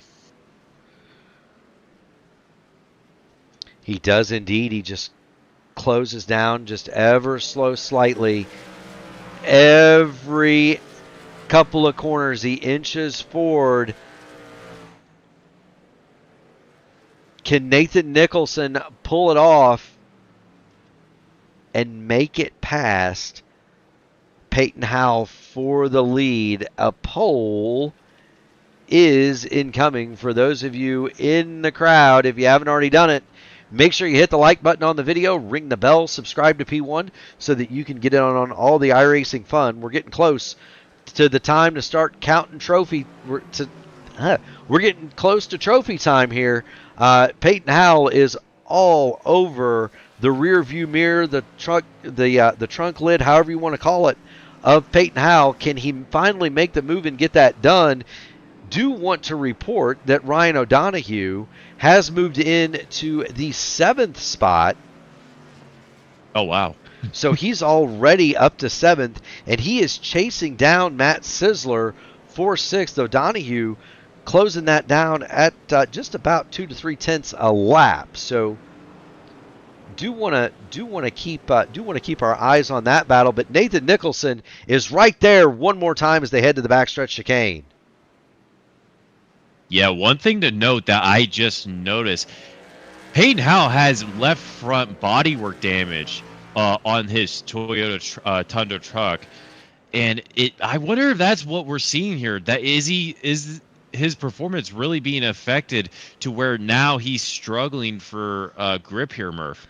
You know, that's possible. You wouldn't think of this track as being an aero grip track, but it kind of is. Aerodynamics do matter here. The oval sections in particular are very high speed for what you would consider a road course.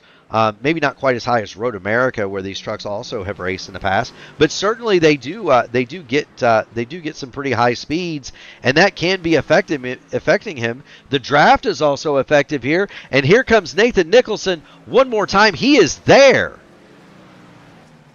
He is indeed, but he goes a little bit wide through the last corner. He was on the rear bumper for about 6 or 7 corners straight there. Just lost a little bit of time, but it looks like he might get a better exit coming off the hairpin and into NASCAR 1 and 2. And one thing to also know is that Logan Edwards in third still has not left this group. He's been lurking in the background there. He's been trying to watch these guys battle. He's wanting these guys to battle.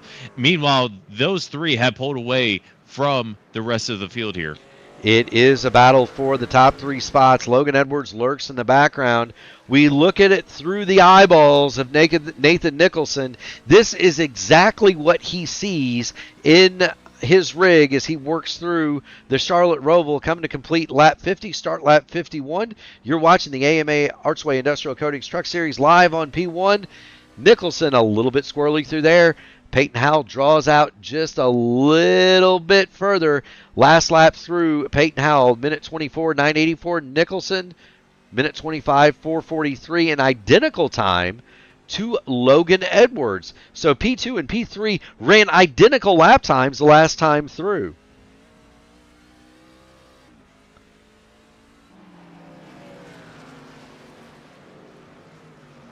It looks like Peyton Howell's really pushing, and now he knows he has to get away from Nathan Nicholson and try to break that draft range. The draft on the road course is about a second here in these trucks. If he can break that draft range, I think he's just going to sail off into the distance.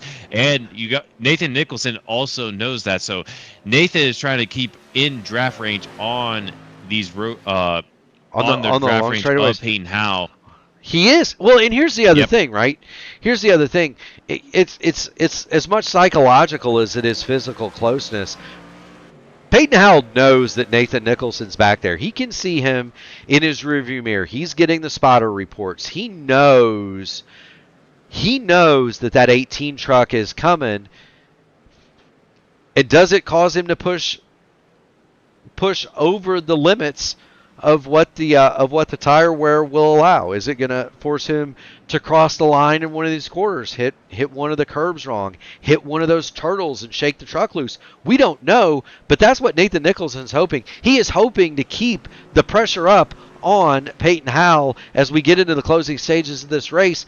It's probably going to take a mistake from Howell for Nathan Nicholson to win, but hey, you know, he's going to push as hard as he can to try to force one of those errors. And for Logan Edwards, you know, he's hoping from 2.4 seconds back is that these two get to racing and they let him back into the battle so that he can pounce on both of them if one or the other makes a mistake, or heaven forbid they run over each other. And that's just sometimes how racing goes. You know, sometimes leaders will be battling, you know, so aggressively that you see the underdog guy come out of nowhere and take the win right out from under them. We've seen that a couple times. In fact, that actually happened to me at the Expo with the Road America race, where the leaders were battling right in front of me, and they actually psyched each other out and ended up crashing. And just sit patiently watching the leaders battle. I closed in about 3 seconds. Then they got together, and all of a sudden I'm in the lead. So it does happen. It does happen in racing where the leaders, you know, kind of have a psychological warfare with each other. Then they have the battles on track, and sometimes that just allows the guy in third to just sneak on by. Yeah, I mean, and they don't. They're not going to award any trophies for who leads lap 54. They pay the money, and and you get the prize when you win the race. So you've got to be cognizant of that. Eyes on the big prize. Don't lose the war trying to win the battle, right? But edging ever so slightly away is Peyton Howell. Last lap for Howell, minute 25 260, minute 25 497 for Nathan Nicholson, and the gap is now nearly a second for Peyton Howell. Yeah, Peyton he seems to be just throwing the hammer down, just throwing very consistent lap times down on the track right now. One battle that's very, very close together is Ryan O'Donoghue and Kendall Ball. They are going side by side through NASCAR 1 and 2. Kendall Ball able to get around Ryan O'Donoghue going onto the back straightaway and into the chicane there. Yeah, that's a Ford against a Chevrolet. We know that Ryan O'Donoghue has spent significant time on the pit lane, some 4 minutes between the two stage cautions, repairing damage to that number 14 Chevrolet. Kendall Paul sneaks past O'Donoghue.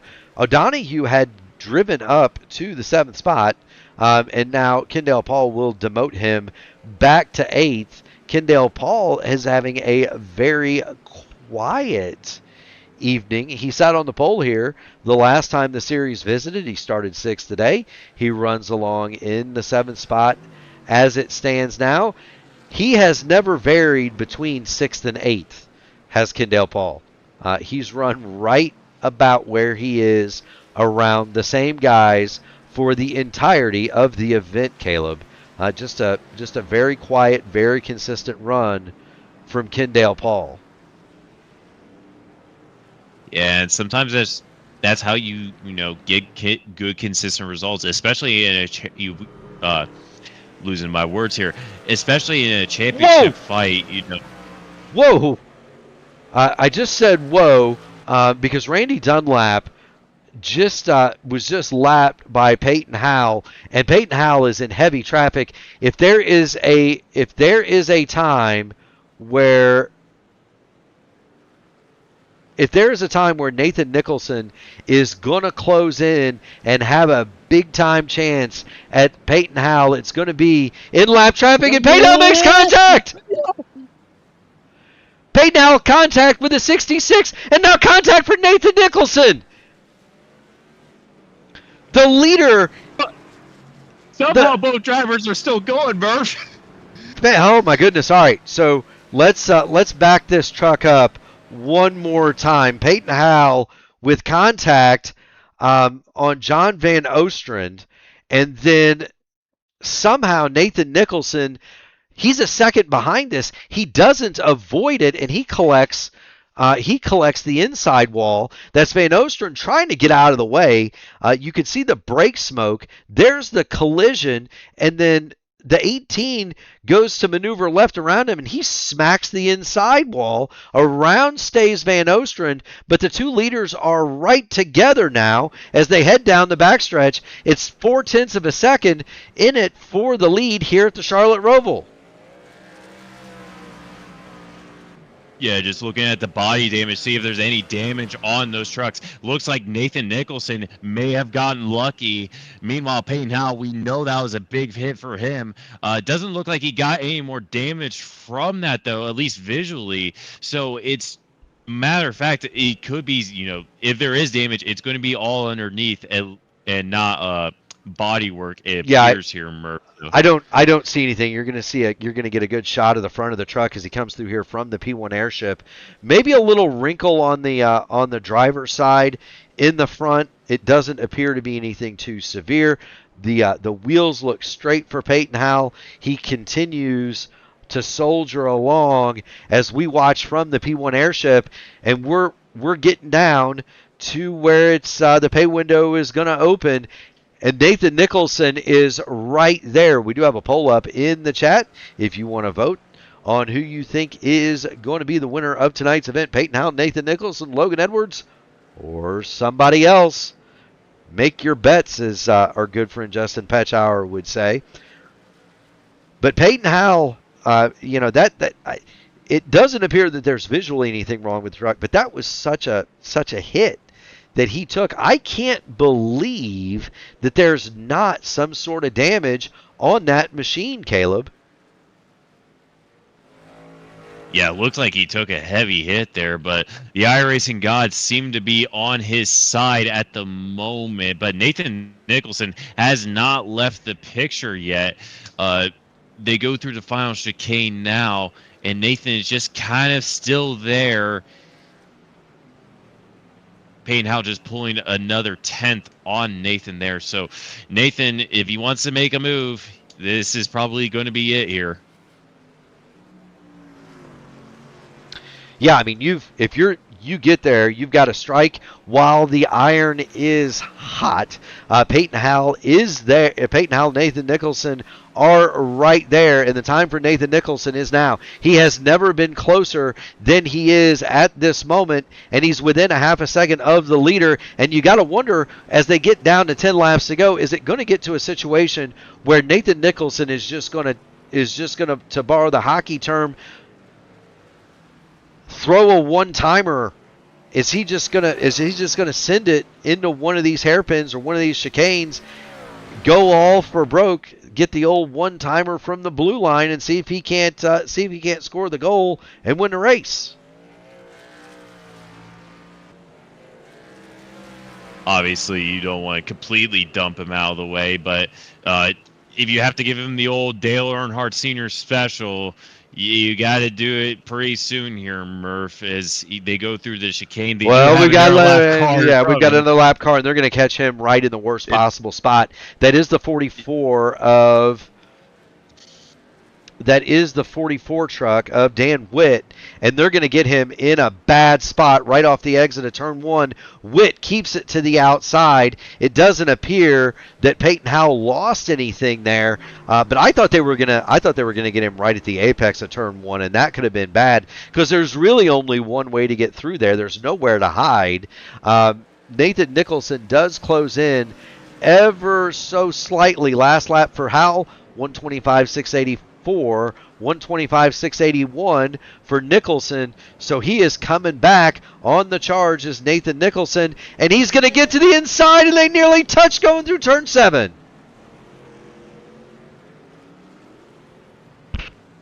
Yeah, Peyton Howell just slightly missed the hairpin there. Just went slightly wide. That allowed Nathan Nicholson to get really, really close there. It seems like Peyton Howell is struggling a little bit for grip, and Nathan Nicholson is starting to catch up, back up to our leader here. And that's just, it's going to be a close one here at the end here, Murph. You know it is. We said it last night. We're going to show you the best battle. I said it last night. We said it at the beginning of the show. We're going to show the fans at home the best battle on the track. If that's for 25th, that's what we're going to bring you. Right now, there's only one battle on the track, and it is for the lead. Everybody else has seconds between the positions. The only battle on the racing surface that is within 1 second is for the top step of the podium. Big slide for Nathan Nicholson off of turn 2. He has given it everything he's got, Caleb, but he just can't seem to break through that half a second barrier to the leader, Peyton Howell. Yeah, you see Nathan getting on the grass on the exit of that right-hander on the infield section. They come up to the hairpin again. This is where Peyton Howell made a mistake last time. Now Nathan Nicholson goes a little bit wide, takes a late apex, gets a good exit, and they still have lap traffic in front. The next lap car in front of him is Daniel Meadows. He's currently going through the bus stop, so within probably the next lap time, they'll catch lap traffic again, and it is a bit of a group. Daniel Meadows, Jim Dutta, Joshua King, all in front of our leaders. They'll probably catch them within a lap's time, and if it goes like anything else, like we said, lap traffic can cost you seconds here on a road course.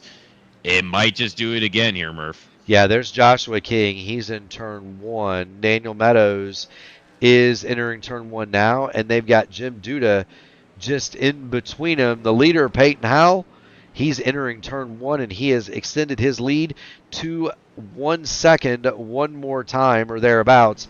125.718 for Howell, 125.979 for Nathan Nicholson. If you're wondering about Logan Edwards, the old narc brain has dropped 8 seconds off the pace of the 2 leaders. His last lap, 7/10 adrift of Nathan Nicholson. It's going to come down between these two. Is it going to be Peyton Howell or Nathan Nicholson? Unless they wind up hitting lap traffic, and there is lap traffic in the form of Daniel Meadows. Now, Meadows, they're going to catch him in the best possible place, in the banking of NASCAR 1 and 2, and so he's going to have the opportunity just to pull high and out of the way. It's not that they don't want to get out of the way, and we're going to keep saying it. It's that they may not have a choice depending on where they're caught, Caleb. Yeah, and you see a lot more courtesy on the road courses than you typically do the ovals. And it just is a matter of fact, like, if the leader just catches up on you, sometimes the best option is to just get out of the way. That way you don't cost yourself too much time, him trying to pass you through a tricky situation. It is indeed. Big jump over the hurdles there from Peyton Howell. I thought Nicholson might use the opportunity to close the gap, but he did exactly the same thing. Both trucks get the big air going through turn 17. No advantage that time for Nicholson in the corner. He does have the advantage on the lap. Minute 26.028 for Howell. Minute 25.774 for Nicholson. These two are going blow for blow, toe to toe. Who's going to emerge victorious in 6.5 laps time? You are watching the AMA Archway Industrial Coatings Truck Series on P1. If you want to see more of this, hit the like button on the video, ring the bell, subscribe to the channel so that you can get in on all of the fun. We do this just about every night, and it's Peyton Howell, Nathan Nicholson providing the thrills on this occasion. Which one of these two talented drivers is going to take home the trophy here at the Charlotte Roval? They come onto the back straightaway now, and you look in front of Peyton Howell. He's going to have lap traffic, and at this rate, he might catch him at the same spot he caught the other lap traffic in that incident. He might catch him in turn 1. So it's going to be another tricky situation for our leader here. They come up to the chicane now. It's going to be another turn 1 situation. This is going to get really dicey. Yeah, Peyton Howell's going to catch Jim Duda on the it's not going to be on the entrance. It's not going to be at the apex. He's going to get Jim Duda maybe about turn 3 unless Duda just pulls up and out of the way. But the problem with that is they've immediately got Joshua King right in front of him. Duda goes to the outside, but this is one of those places, turns 4 and 5. You can't really get out of the way, and in closes Nathan Nicholson. Now under half a second, Duda almost crosses into the way. A second, he thinks better of it, turns out of the way.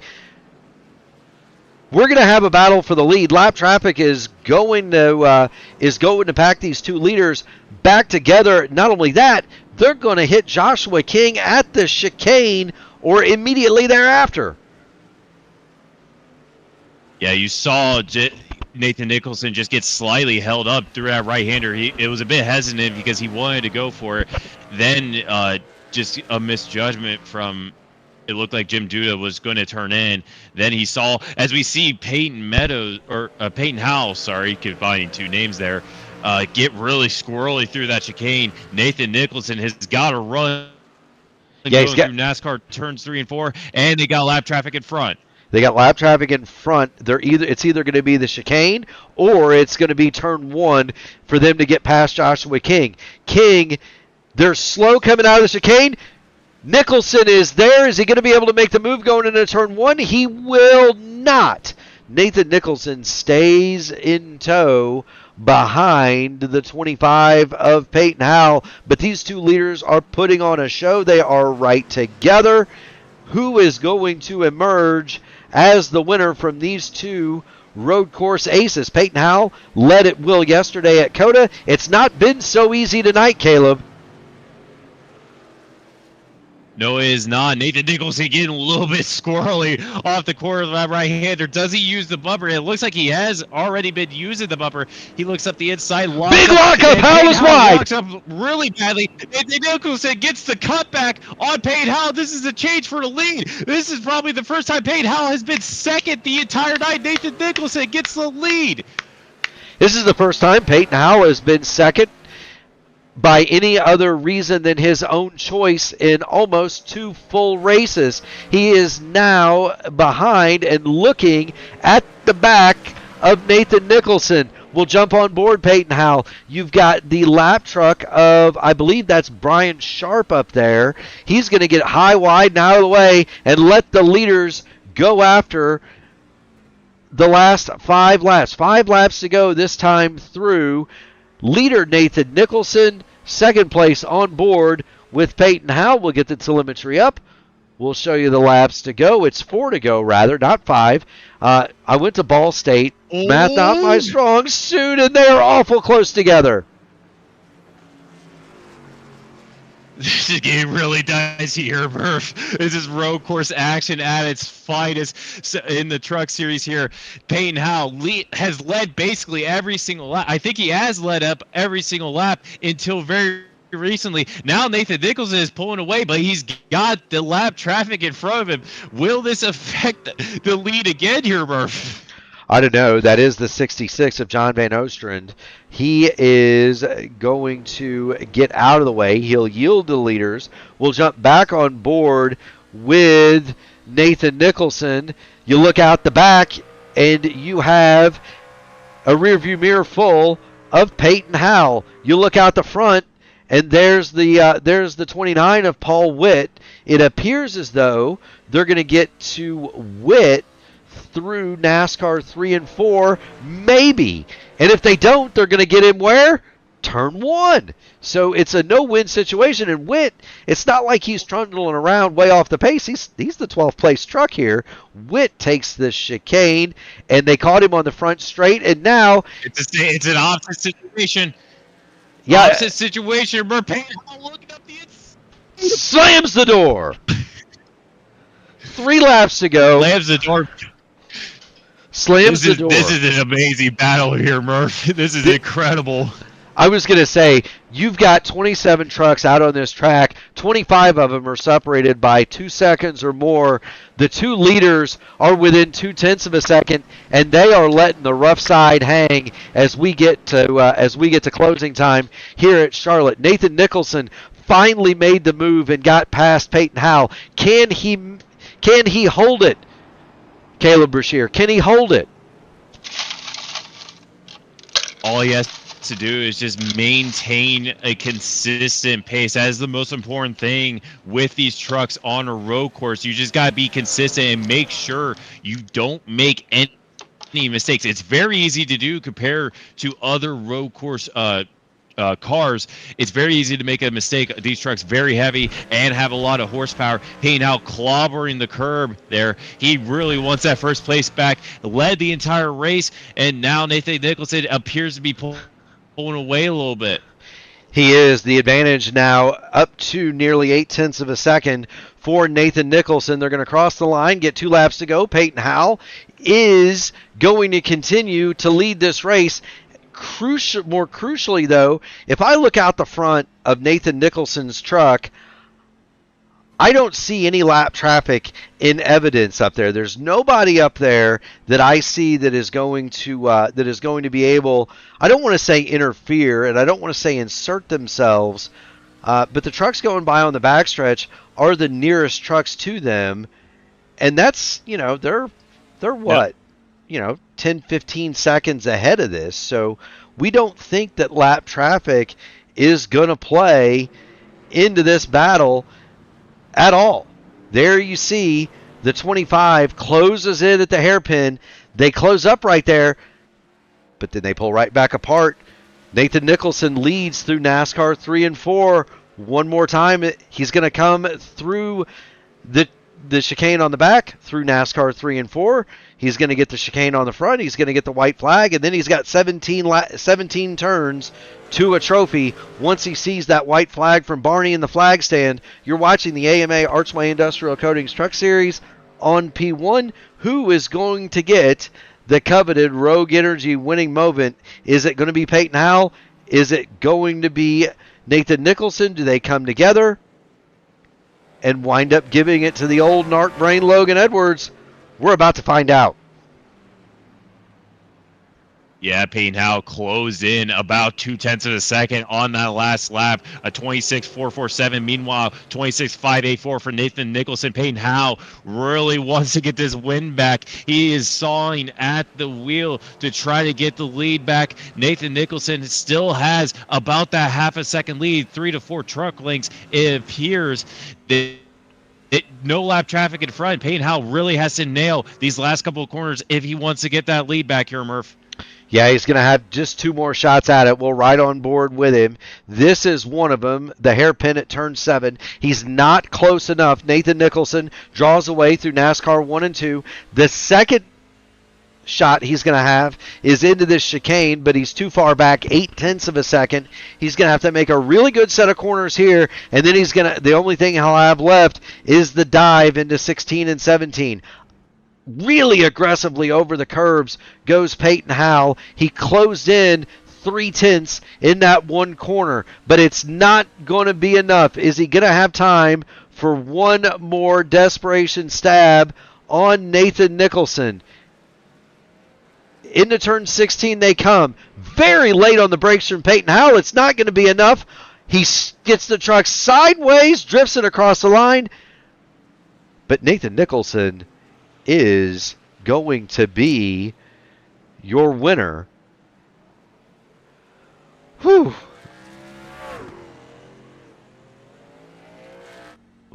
Logan Edwards, the old narc brain, comes across in third. Austin Dunn coming through the final chicane now is going to get fourth. And I've been in this battle a little bit. Blaine Edwards and Matt Silzer, they've been having a incredible battle that entire third stage, battling for that final top 5 position. They've been battling the entire third stage, and just a really good battle between the 2 drivers. Kendall Ball comes across in 7th. I've got one more good battle for you. David Dunwoody and Justin Osterman are not done fighting. They're still within a second and a half of each other. And Dunwoody's got that 10th spot. Osterman would love to have a top 10. He had led the points earlier in the season. Here he comes. There they come through 16 and 17, the chicane. They will come across the line. And then the last battle on the track is this one. John Houchins, say hey Lewis Hayes. Houchins through 16 and 17. They will come through it and finish their race. So too Randy Dunlap. The win goes to this driver, your Rogue Energy winning moment. If you go to Rogue Energy and use the promo code AMA24, you get 10% off your order. That is rogueenergy.com. Promo code AMA24. And we're going to see Nathan Nicholson burn him down. Well done, Caleb Brashear. Well done. We can finally take a breath of fresh air. Murphy, what an incredible battle between our leaders here to end at the end of the race here. Only separated by a second. We originally thought Peyton Howell, after his performance at Coda, might have walked away with it. Nathan Nicholson. And we saw in the practice times and the Q times, he was right on the tail end of Peyton Howell. And then it didn't really look like it was going to be a thing going into stage number 3, but he stuck right with him and was able to get the pass for lead and the win here. He most certainly was. Nathan Nicholson, opportune passing. He's going to go through Peyton Howell, who led the most laps in this one, and will wind up being credited with second. In third, it's the old narc brain, Logan Edwards. He's going to be very, very happy, I have a feeling, with a podium after turning exactly 0 laps in practice, Caleb. Austin Hunt finishes 4th after a sterling fight with both Braden Edwards and Matt Sisler. Kendall Paul is 7th. Ryan O'Donoghue rallies to finish 8th after repairing 4 minutes of damage. Sam Crow 9th. Sam Crow has got to be the driver of the day. He started 31st. He'll finish 9th. David Dunwoody will round out the top 10. In 11th, Justin Osterman, Paul Witt is 12th, Joshua King 13th, John Hutchins 14th, Say Hey Lewis Hayes is 15th, Jim Duda 16th, Daniel Meadows 17th, Dan Witt 18th, Randy Dunlap and John Van Ostrand will round out your top 20. In 21st, it's Brian Sharp, Jeremy Dunwoody 22nd, Joseph Greathouse 23rd, Chuck Sweeting is 24th, and Chris Greathouse is 25th. Alan Steigerwalt, Barry Seaman, Donald Green, Ted Craven, and Andrew Gates are going to be credited with 26th through 30th spots. Out of the race, 31st, Dylan Blankenship, Chris Meadows, 32nd, and Julian Valadez did not turn a lap. He will be given 33rd place money today in the Queen City 250 for the AMA Archway Industrial Coating Truck Series. Now I can breathe, Caleb. Take some quick breaths here, Murph. Take some quick breaths. Grab a drink of water if you need it. But what an incredible performance from the leaders and all up and down the field. It really was. I'm not going to be ashamed to admit it. I had to go grab a glass of iced tea with about 5 laps to go. The voice is starting to not work exactly as well as it should. But I tell you, somebody who is working as well as he should. It's the old narc brain, Logan Edwards, the Luke Mansky Racing Esports driver. No practice, Logan. You bring it home third. What did you learn during those first 2 stages that let you finish on the podium?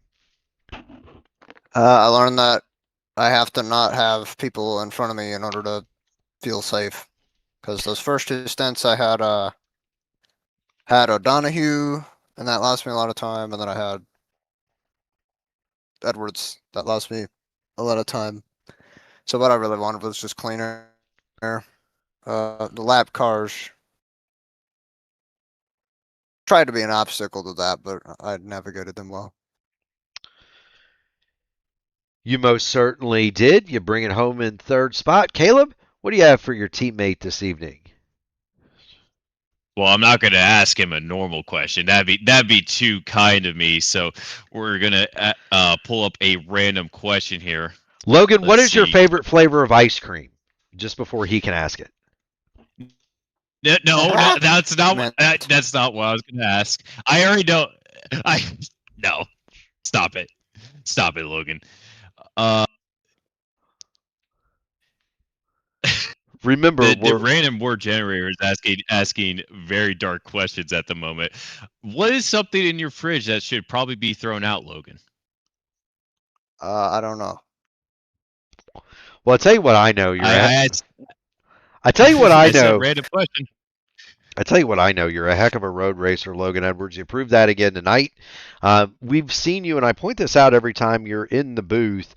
We've seen you win in Indy cars. We've seen you win in stock cars on the channel. You're one of probably the most versatile drivers that we cover on a daily basis because you run pretty much everything on the broadcasted races. So it's good to see you in a stock car. It's good to see your prowess in an Indy car. Congratulations on your podium. Friends, family, sponsors, shout outs. When you got them, you got the mic. Shout out to everybody at Luke Mansky Racing Esports, iPredictor, Lilac City IT, our partner iCoaching with their Sebring setups out now. Shout out to all my teammates like Caleb. And, that's about it. Shout out to P1 as well. I can't forget to drop y'all because I'm running this league because y'all are doing it. So. Well, we appreciate that, Caleb. We appreciate seeing you here. Keep going fast and having fun, buddy. We'll see you at the next one. You too, Mark. Yes, sir. That is the old narc brain, Logan Edwards, for second place. And it feels weird saying second place because he let it will yesterday. He let it will the first two stages tonight. Peyton, was it lap traffic that did you in at the end? Yeah. They wouldn't get out of the way. It's not their like they have the racetrack. It's not my racetrack, but like when we're battling for the win, give us a little courtesy. And yeah, it destroyed the front end. I had no turn at all, and Nate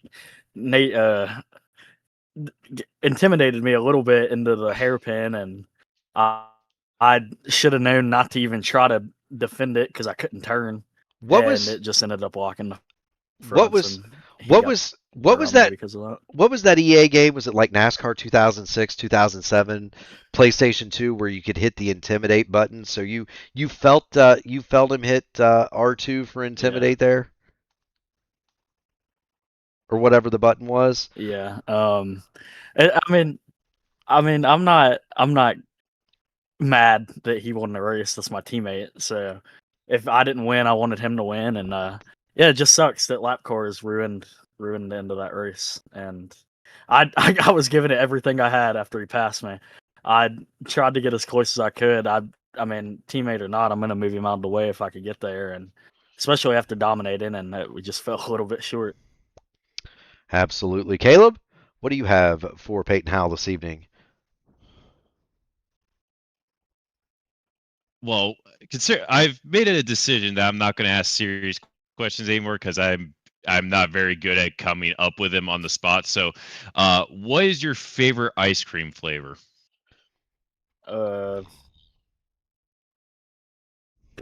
Peanut butter. Peanut butter ice cream. Now Very wise decision. Very wise decision. There's an interesting one. So Peyton Howell brings it home second. He's going to go have himself some peanut butter ice cream. Peyton, you get on the podium at P1. You're getting to be a veteran at this. You win the race. You get the mic. Friends, family, sponsors, shout outs. The floor is yours. Yeah, y'all for the broadcast. Everybody watching at home. Kendall for the league. I mean, he puts on a good league. I just wish that we could enforce something with the lap cars a little bit better. And but I got to thank Icon Apparel, Nerditudes, Unrivaled Innovations, Victory Fuel, Race Stop Suicide, Celsius, Blaze for this paint, and Nate for running me clean. He could have moved me like 15 times and never did. So yeah, and if I don't know if I said y'all for the broadcast, but thank y'all for the broadcast. Yeah, it was a really good show, and I'll tell Nathan the same thing. It was a really good show between you two there at the end. So thank you so much for that. Keep going fast and having fun, Peyton. We'll see you at the next one. Yes, sir. Thank you. That is Peyton Howell. He comes home second today, and your winner is Nathan Nicholson. Nathan, you've got Murph, you've got Caleb Brashear in the P1 broadcasting booth.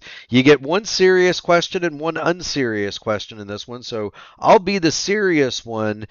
Opportune lap traffic. I'm going to pose it to you a different way, though. Is it a situation where they just get caught in the wrong places and maybe don't have a chance to move out of the way, or is it something that they just maybe got caught too quick and couldn't move out of the way? What was your feeling on that whole situation?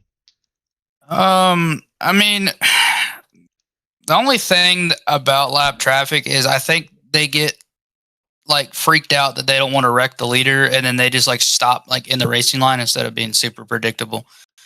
That kind of was my struggle, is just trying to predict where lap traffic will be.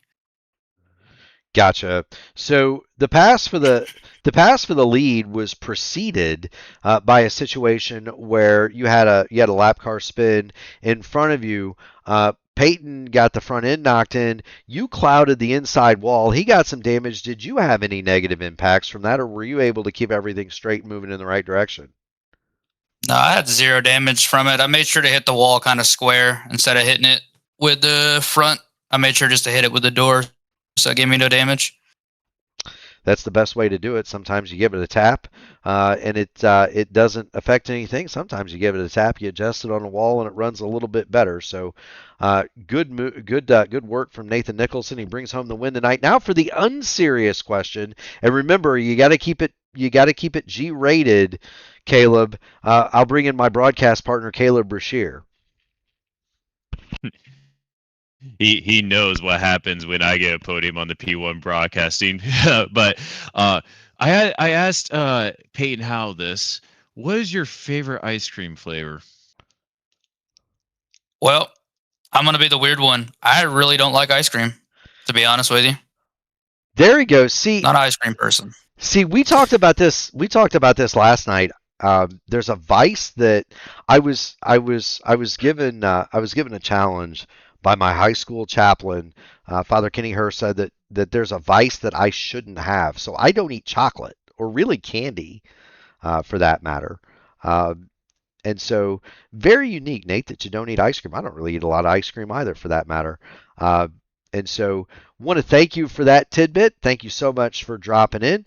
As always on P1, if you win the race, you get the microphone. Friends, family, sponsors, shout-outs. The floor is yours. Shout out y'all for the broadcast. Shout out to Unrivaled and my teammates. One of them kept having connection issues and couldn't really race tonight. Shout out to the people who's taught me road courses over the past 5 years. Definitely have picked up more and more each year, and it just feels like slicing butter. And that's about it. Absolutely. Well, thank you so much for stopping in, Nathan. Keep going fast, having fun, and we'll see you at the next one. We've got a couple-week break, so don't forget any of those skills, my man. And we'll see you. We'll see you when the series resumes at the next race. Yeah, 10-4. Y'all have a good one. Absolutely. That is Nathan Nicholson. He is your winner tonight. And Caleb, it was another one of those situations where, the field got really spread out. And if you weren't watching close, you were going to lose. You were going to lose some pretty good battling. And in the end, we were treated to a fantastic race for the lead. Yeah, it goes a little bit different than what we saw last night.